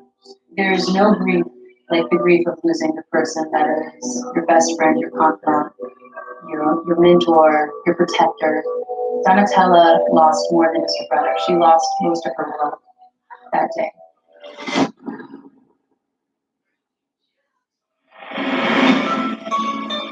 In 1955, Donatella is born into the affluent Versace family in Reggio Calabria, Italy. Her 9-year-old brother Gianni doesn't pursue finance like his father or older brother Santo. Instead, Gianni decides to follow in his mother's footsteps. Gianni's mother was a dressmaker, which is where he learned his trade and his passion for designing. Even his mother was like, you should go outside and play, and he didn't want to. He wanted to be with his mother, studying her work. Gianni loved it. He wanted nothing more than to be in that room with her, touching the fabrics, going shopping for fabrics, seeing the latest patterns. When young Donatella becomes an adolescent, the aspiring designer Gianni sees his first model. It was basically an opportunity to play dress up. He couldn't wear the dresses, but Donatella could. So Gianni basically took Donatella and made her his muse. So whatever passions, ideas, inspirations he had, Donatella tried it on. Donatella walked it around town. Donatella was the one to make sure it actually worked. Gianni takes his teenage sister under his wing and into his world. He took her out to nightclubs and introduced her to the very kind of fast lane crowd. Gianni was going to some places that no little girl should probably be a part of, but she was safe because she was with Gianni, so she grew up fast. Donatella was a full-fledged woman by the time she was 13. Early on, Gianni sees a counterpart in his baby sister. She had attitude, and that attitude wasn't just something that he enjoyed as being the older brother. It was the inspiration for his designs, and they fed each other creatively. Gianni pushes Donatella to stand apart. He's the one that told Donatella, You're going to do a smoky eye, and you're going to be platinum blonde. And there was no turning back. Once Donatella did that, she stood up in the crowd. She became something that other people had to turn their heads and look at. 6,500 miles away, another prize child is born in Southern California. His parents, Modesto and Marianne Cunanan, named their boy Andrew. His father was Filipino, his mother Italian. He was smart. When the family realized that he was gifted, they worked very hard to get him into a prestigious private school. Modesto moves his family to Bonita, a suburb of San Diego, to be close to the acclaimed Bishop School. And he rewards his adolescent son with something special. So they moved to a house they really couldn't afford, and his father decided that Andrew should have the master bedroom. He was a spoiled, rotten brat. His family basically put all of their eggs in their youngest son's basket. The Cunanans weren't a wealthy family, so Andrew learns to adapt to his new surroundings and his affluent classmates. He was very much a social chameleon. He would study them, pick up on their ways, look at the clothes that they wore, the cars that they drove, and he strove to be exactly like them. And to stand apart, the outgoing Andrew creates his own reality. He had a different story for everything. He said that his father was an Israeli businessman, that his father was also owned all these plantations in the Philippines. He was always presenting himself as extremely wealthy and privileged, but his stories were highly inconsistent. Friends indulge Cunanan at first, but they quickly discover Andrew's not what he claims to be. Everybody wanted to be around him at first, until they realized that he was lying to their face, manipulating them, using them. Everyone knew that he was a pathological liar. He may have been the life of the party, but you couldn't trust him as far as you could throw him. In his late teens, a flamboyant Cunanan openly embraces his sexuality. Andrew Cunanan, as a teenager, never hid the fact that he was gay. He claimed it. He was proud of it. From the get-go, was out there trying to get into gay bars, hanging out with an older crowd.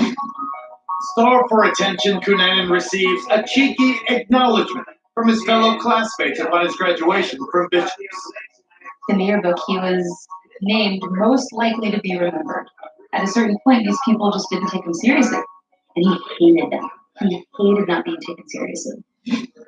A fire of resentment starts to build within Andrew Cunanan. The problem with Andrew is that once he got a taste for blood, there was no stopping him. His bloodthirst will be fed across the country, landing right on the doorstep of Versace. And he decided he had to do something big, really big. And there's no one bigger than Brittany. Hey now, don't touch your remote. We'll be right back to your program in a couple of minutes.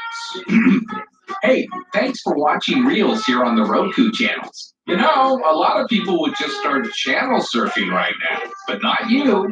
You can take this moment to pause, reflect, to think about what's for dinner tonight. Breathe in, breathe out, order out. Now here's something I think you'll really enjoy. One of the greatest stars in the history of Hollywood is gone. She was a very heavy drinker. This autopsy tells me more about how he lived than how he died. The fans had no idea what was going on behind the scenes. But she definitely had an amazing life. Autopsy on Beatles.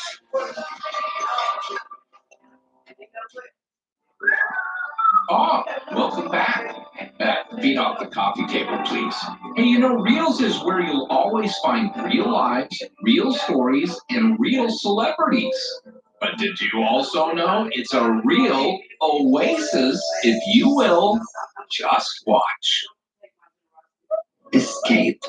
Travel to other lives and other minds. The mystified and the complex.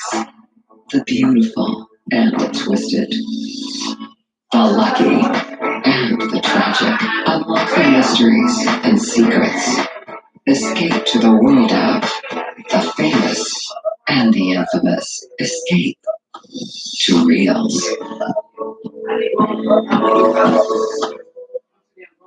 See? Our time's up already. Thanks for watching Reels on the Roku channels. And now it's back to our show. Bye now.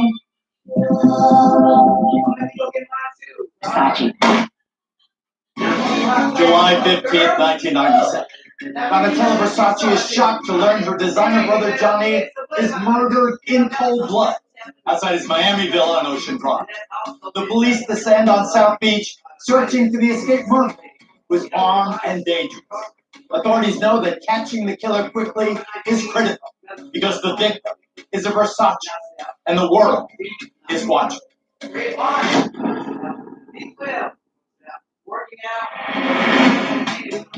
Throughout the early 70s, Gianni Versace designs for several Italian clothing brands. In 1978, he opens his own shop in Milan, and the Versace name takes off. There's a quote that says, Armani designs for the wife and Versace designs for the mistress. Johnny made naughty couture. Like some people do haute couture, he did naughty couture. I mean, the sheer tops, the sheer bottoms, the crazy lace like leather and metal and bangles and diamonds, things that most designers would balk at or find almost trashy. Gianni knew that that's what people really wanted. Donatella was the artistic director. I think she was the one who would push the envelope. Things that he may have not been so willing to embrace or try. She would really get out there and push it. At the height of her fashion success, Donatella marries model Paul Beck. They immediately have 2 kids, Allegra and Daniel, and life is great. Life is beautiful. She's enjoying her role not only as a wife and a mother, but also as the powerhouse behind Versace. While the Versaces celebrate their international success, in Southern California, 19-year-old Andrew Cunanan receives the ultimate rejection. His father was under investigation for embezzling $100,000 from the stock brokerage firm and fled back to his native Philippines, leaving the mother on food stamps and welfare. Andrew, I think, was really shaken by that. He was abandoned by a man that he thought he could trust. He felt rage and anger and almost adolescent fury. Having dropped out of college and with no support from his family, Andrew decides to use his sharp looks to survive. Andrew Cunanan was a male prostitute, and he catered to a specific clientele, which was older, wealthy men.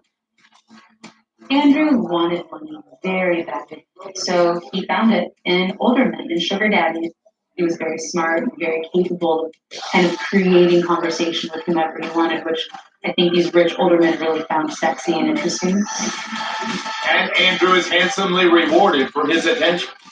He had several regular sugar daddies who would even give him allowances, pay for his rent, pay for his clothes. And all he had to do was stay in shape, look good, dress well, have manners, and Andrew took this on as his job.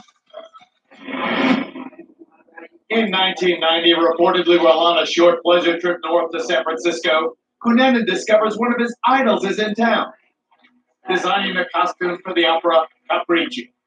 The designer, Gianni Versace. Versace was for him what, Madonna might be for a pop music lover. It was the holy grail to meet Versace. Maybe in his delusional mind, he thought he could be the next muse of Versace, that Versace could be his next great patron and keep him as a boy toy. Reportedly, Cunanan finds his way to a nightclub where Versace is enjoying an opera after party and navigates his way to the VIP section. Andrew saw Versace, knew he needed to meet him, believed he deserved Versace's attention, and went out of his way to get it.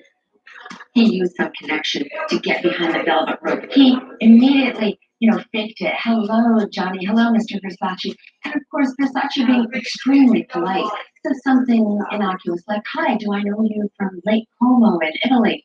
Of course, for Johnny Versace, he's just working the room. He's just being polite to everyone. But to Andrew Cunanan, this is his defining moment in life. In the years that follow living in San Diego, Cunanan befriends a former military officer named Jeffrey Trail. Jeff Trail had been in the Navy. He was a very clean-cut, Midwestern, conservative, religious young man who was trying to explore his sexual orientation. Andrew Cunanan zoned right in on Jeff Trail. He befriended him, tried to make him comfortable in his own skin.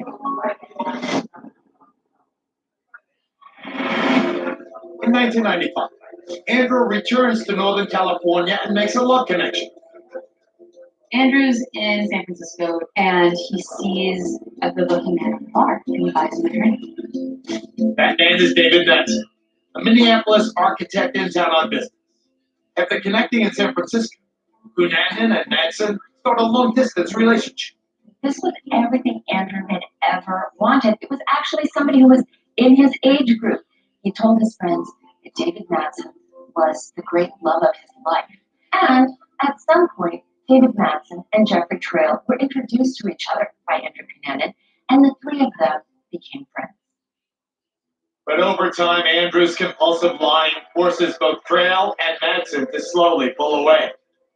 You're not kids anymore. You just want to have authentic relationships with people, and Andrew could not offer that. David grew tired of it. David was like, I love you. You're not changing. I want you to change. You're not changing. And so David broke up with him. Jeffrey Trail also cuts ties with Cunanan and makes a surprise move. Jeffrey Trail decided to move from San Diego to, of all places, Minneapolis, to be near his friend David Madsen. And whether or not they were starting a relationship together, certainly that is how Andrew perceived it.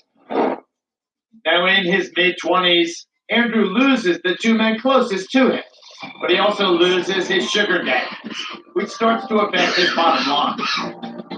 He's not A-list anymore. He is kind of a has-been.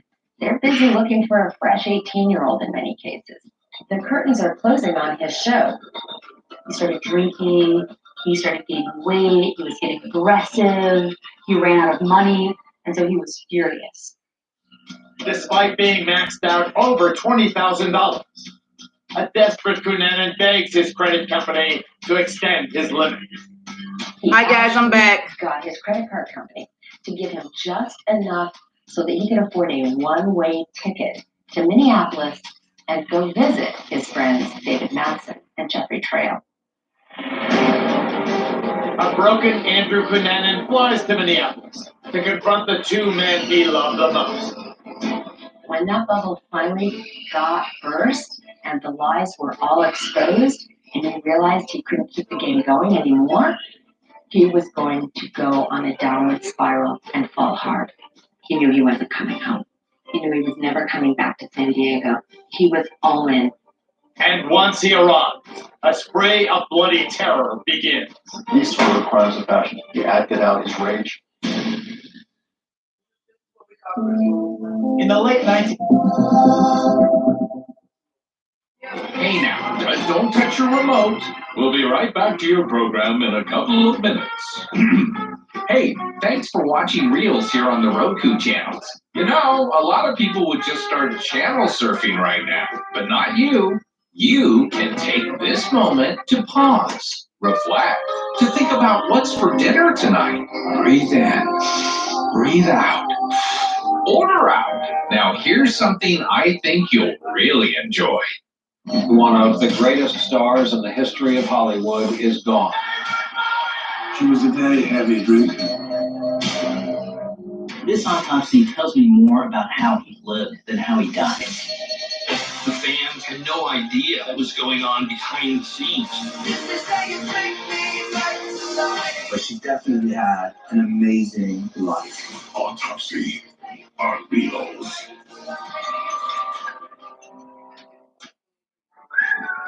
Oh, welcome back.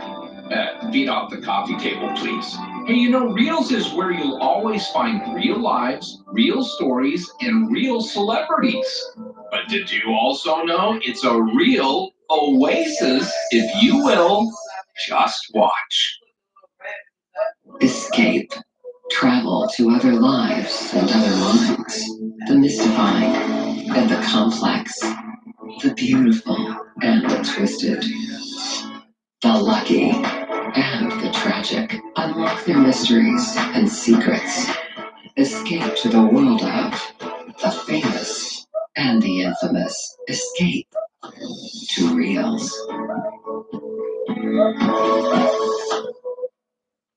See? Our time's up already. Thanks for watching Reels on the Roku channels. And now it's back to our show. Bye now. Donatella Versace and her brother Johnny are developing a family fashion brand. With his glamorous younger sister Donatella as his partner, Johnny becomes a tour de force in the industry. In stark contrast, a fame-obsessed Andrew Cunanan starts to lose grip of his dreams, his money, and his mind. He's been cast out by his supportive sugar daddies. And now he tells friends that he's got unfinished business to attend to. It is only a matter of time before Cunanan and Versace cross paths again. And when they do, the moment between the two will be explosive.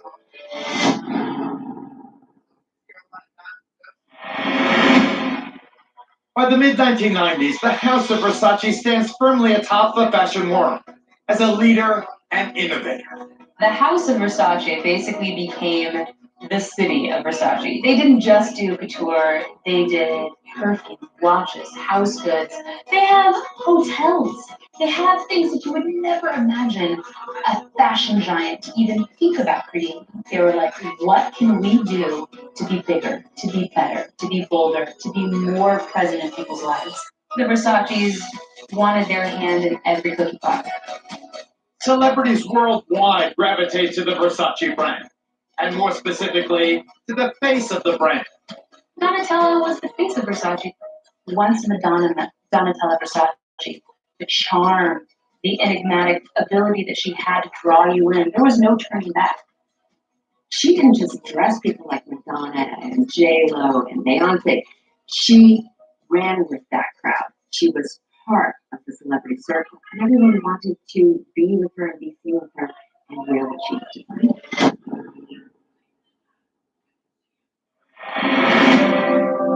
By 1995, designer Gianni Versace faces a real threat to his health. He got a rare form of inner ear cancer. He went into hiding, and so Donatella stepped in, kind of presiding over the company. The weight of the company fell much heavier on her shoulders. Luckily, Gianni got better. One of Johnny's many retreats is Casa Casuarina, a villa he refurbished along Miami's fabulous Ocean Drive in South Beach. It had 8 bedrooms, 10 bathrooms, beautiful pool, garden area, bar, restaurant. Gianni loved South Beach. He thought it was the most incredible, passionate, alive place to be at the time. He wanted that community to be a part of his family.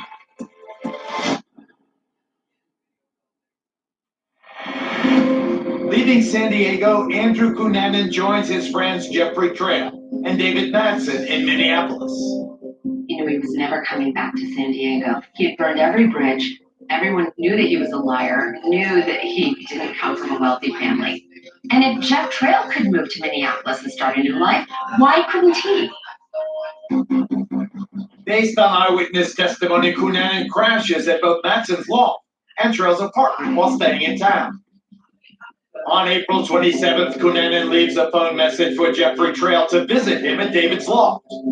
Cunanan had spent the night at Trail's apartment the night before and had taken his .40 caliber gun. Did he do that to provoke, to lure Trail over to Madsen's apartment? Did he take it impulsively? One thing's for sure, Trail, as a former military guy, needed his gun back, knew that it was not safe in the possession of Andrew Cunanan. Once Trail enters Madsen's loft, neighbors hear a violent argument heating up. There was some kind of confrontation. I think Trail got in Cunanan's face, as only a friend can do. We all know you're a liar. We know that you don't come from a wealthy family. We know you don't have a job. We know everything. And then Cunanan lunges at Jeffrey with a claw hammer. He was struck for approximately 27 times. Neighbors heard a struggle, or they heard yelling or screams. And he attacked him with the claw side of the hammer, which basically is 2 blades, knives. And in criminology, it's usually considered piquerism, a stabbing motion, a subconscious sexual act in somebody who feels impotent at the exact moment. from a psychological perspective, it's kind of the ultimate FU. No one knows if David Madsen is present during the savage mauling of Jeffrey Trail. But whether he witnessed it or came home just a little bit after it, he had to have been terrified. And in his completely manipulative manner, I think that Andrew terrified Madsen into compliance. Don't forget, he still had Jeffrey Trail's gun. He put the gun on Madsen and made him cooperate. Trail's body gets rolled up into a carpet and hidden behind a couch. Witnesses see Madsen and Cunanan the next day, walking David's stall. But then, the two vanish. Andrew wasn't just sad and upset, he was a sociopath. And he got a taste for blood and he couldn't stop.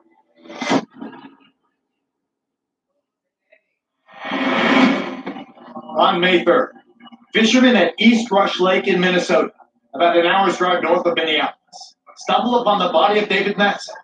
David has gunshot wounds to his head, back, and hand. Because there is no atheist in a foxhole, I'm sure David told him whatever he thought he could say that would calm Cunanan down and save his life. But in the end, it was all for naught. Cunanan still had feelings for Madsen.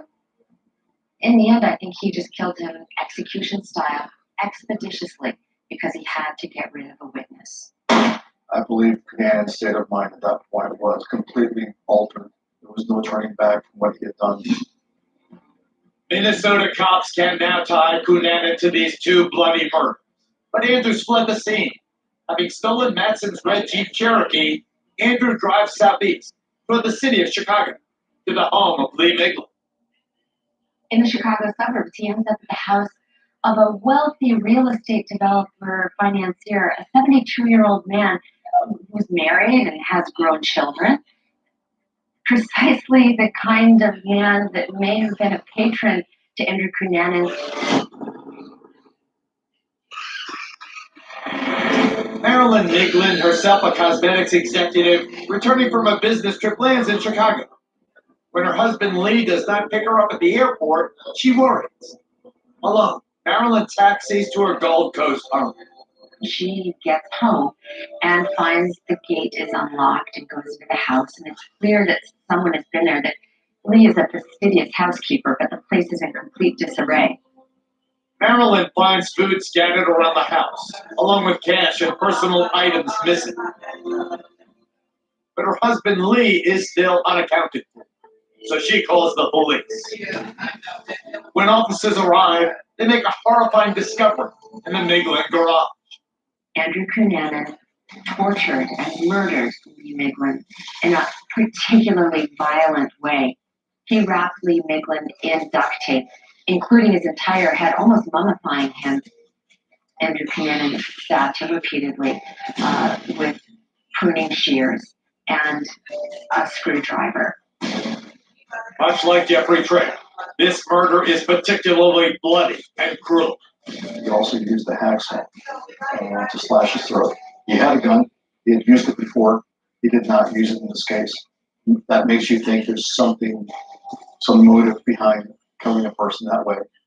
The Miglin family denies any prior relationship between Lee and Andrew. But since there was no signs of forced entry, police speculate the two men must have crossed paths before.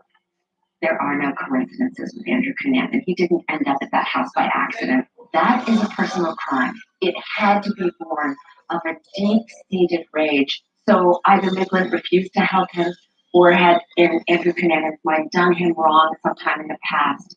We'll never know. Incredibly, Chicago police and the FBI catch a break in their search for the elusive Cunanan. They find David Madsen's red Jeep, abandoned close to the Miglin home, and realize Andrew fled the scene in Lee's missing green Lexus. Lee Miglin was so wealthy, he was one of the rare people who had a cell phone in his car. Fancy vehicles that had car phones, the second you turn the car on, you're pinging a cell tower, which means that the police finally have a way to track Andrew. Cell tower data confirms Cunanan driving across Pennsylvania, heading east. The police put out an APB that we are now looking for a specific person, Andrew Cunanan, and he's driving a green Lexus and he's heading towards the East Coast. probably to New York City. Unfortunately for the authorities, news of the cell phone tracking gets picked up by the press. Andrew Cunanan was either reading the papers or heard some announcement, perhaps on TV or on the radio, that they were looking for this green Lexus that belonged to Lee Maitland. He knew he had to ditch that car. And he decided to do that in a very remote cemetery in New Jersey.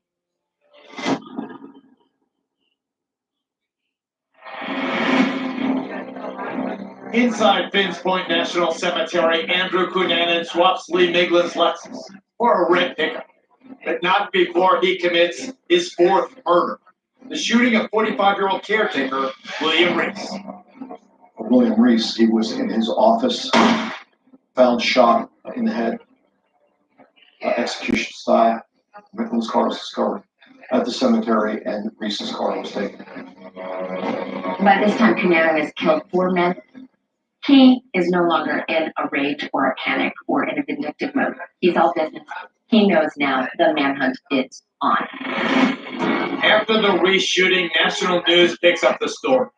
Dr. Casey Jordan is called on by CNN to provide analysis of this spree killing. Because you can see the wake of terror behind them, but you have no idea where they're going next, who their next victim will be. At that time, of course, we were just looking for somebody who had killed 2 people in Minnesota, somebody in Chicago, and then another guy in New Jersey.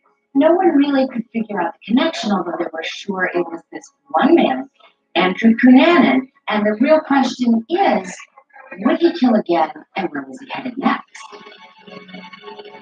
Andrew escapes detection from police and ends up in Miami, Florida. Where else can I go? It has an international airport, a large gay community, enough of a population that I can blend, but they're not really looking for me. And he chose Miami. Once he reaches South Beach, Andrew Cunanan, now a wanted man, lays low plotting his next move. He realized there probably wasn't any way he could get out of the country alive, and that he might as well go out with a bang.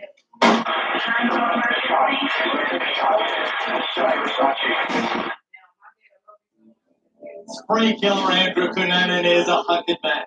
After murdering 4 men in the space of 2 weeks, he travels to Florida. Hiding out in Miami's South Beach, Andrew knows the feds are conducting a nationwide search for him. He's now a desperate character, facing the final chapter of his personal horror story. The only question remaining is, will Cunanan kill again?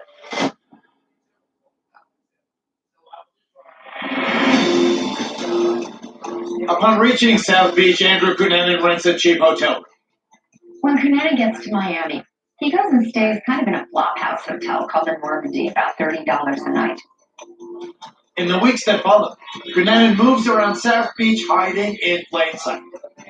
He basically went out at night, stayed indoors all day, going to gay clubs at night, and partying and meeting people. For the next 2 months, Cunanan lives largely off the money stolen from the Miglin house, and he continues to evade capture. He's put his thumbprint down at the pawn shop where he sold Lee Maitland's coins. He checked in to the Normandy Hotel with his ID. Nobody was realizing he was in their midst. In June, Cunanan makes the FBI's 10 Most Wanted list, and the television program America's Most Wanted does a feature profile about Cunanan's killings, and he is quickly spotted by a fast food worker.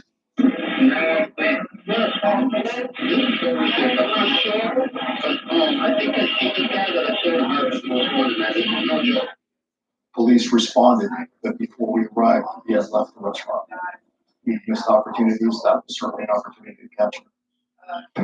In July, the summer heat is bearing down on Andrew Cunanan. What was his next step? Was he thinking of trying to get on a plane at the Miami airport? Could he use his real passport? What was he going to do next? He realized there probably wasn't any way he could get out of the country alive, and that he might as well go out with a bang.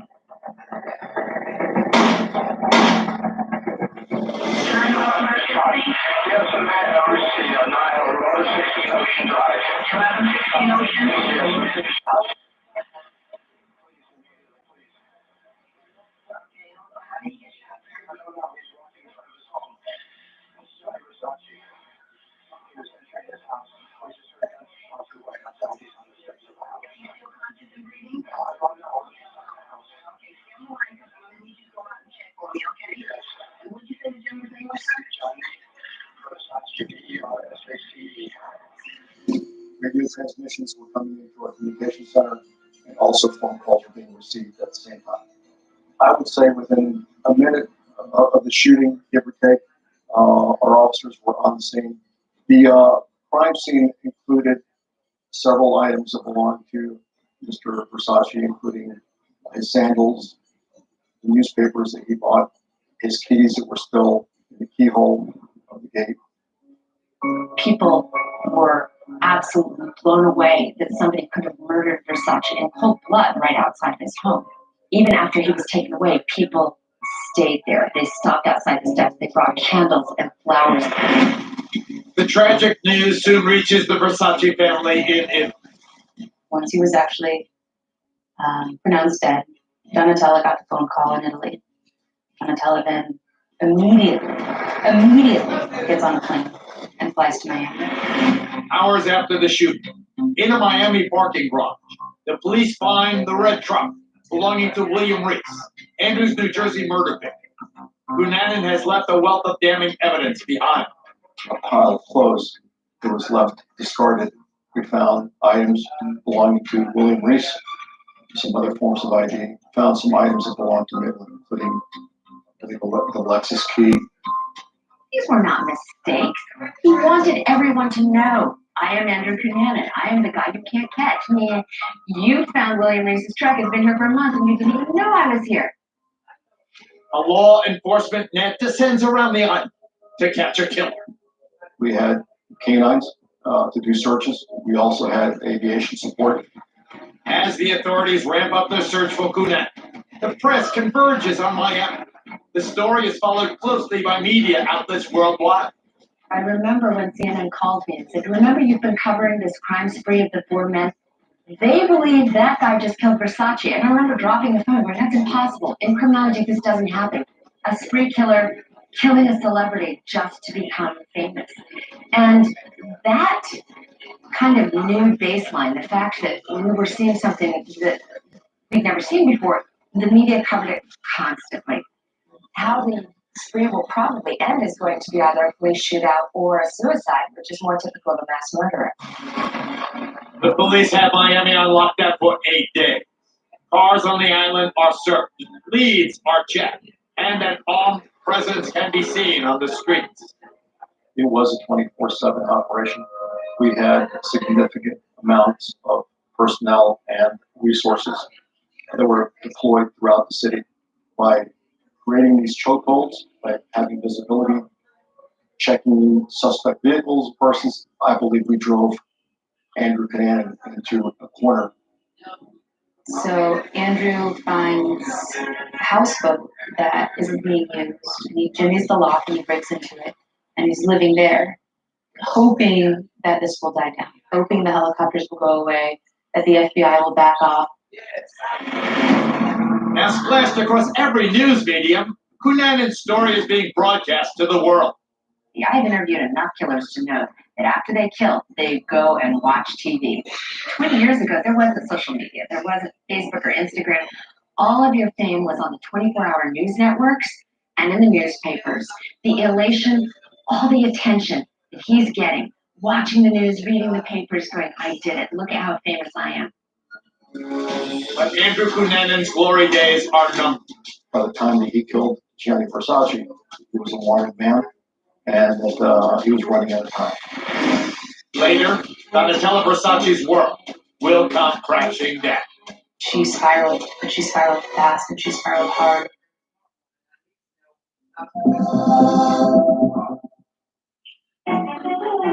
These days, we're all together all the time.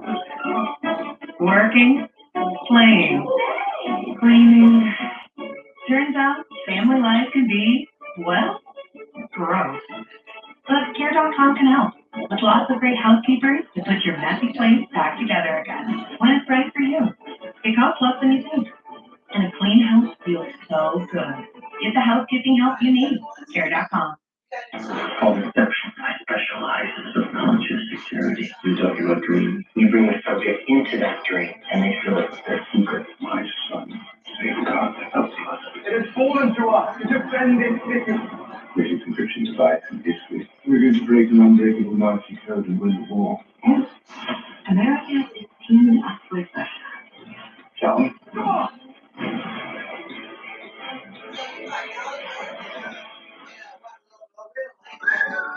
Bob, welcome back. Feet off the coffee table, please. Hey, you know, Reels is where you'll always find real lives, real stories, and real celebrities. But did you also know it's a real oasis, if you will? Just watch. Escape. Travel to other lives and other minds. The mystified and the complex. The beautiful and the twisted. The lucky and the tragic. Unlock their mysteries and secrets. Escape to the world of the famous and the infamous. Escape to Reels. See? Our time's up already. Thanks for watching Reels on the Roku channels. And now it's back to our show. Bye now.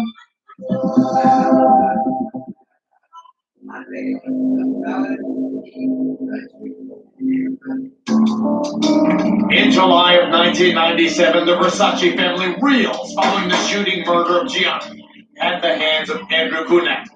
Baby sister Donatella has her attorneys release a statement, but she stays out of the public eye. I think the silence really speaks more than anything they could have released to the public.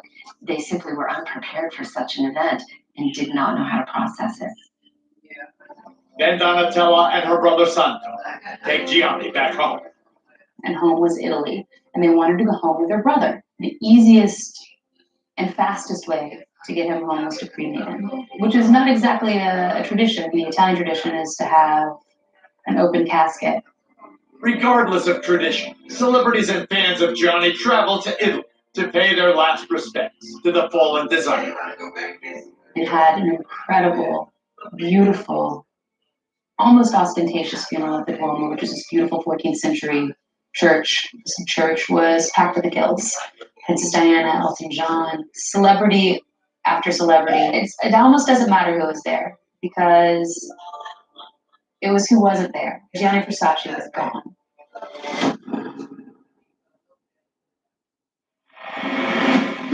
After 9 days of searching for Cunan, the Miami authorities receive a strange phone call.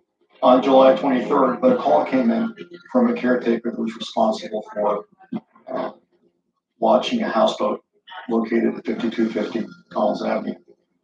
When that call came in, my first thought was, I think this is going to be the one. We had received information that Andrew Cunan was spotted in that area on a couple of separate occasions. The houseboat caretaker observes the door has a jimmy front lock, so he enters gun in hand. The caretaker opens the door and sees some disarray, some clothes that are on the floor, and realizes the houseboat has been broken into. And then he hears a huge bang from upstairs. And when he heard the shot, obviously he has his weapon out, but he retreated from the houseboat. He thought he was the target of that shot. He probably thought that he walked in on a burglary in progress. The FBI and police feel strongly that they have finally found Cunan, so the entire force descends on Collins Avenue. For the amount of resources we had in the city, I think everybody responded. We set up a command post across the street as people continued to arrive. Everybody converged. Every police helicopter, police squad car, every media van converged on that house. But it really did look like a carnival or a circus. It's exactly what Cunan would have wanted. Police first called for the houseboat intruder to come out and surrender. The attempts that were made had everything from PAs to bullhorns to hostage negotiators to landlines and a hard line that was actually tossed into the boat. There were multiple attempts to try to make contact with the person inside that boat. After hours of waiting, the police fire tear gas into the house, and then they wait some more. Another 30 minutes went by. Another round of gas was deployed into the houseboat. Shortly thereafter,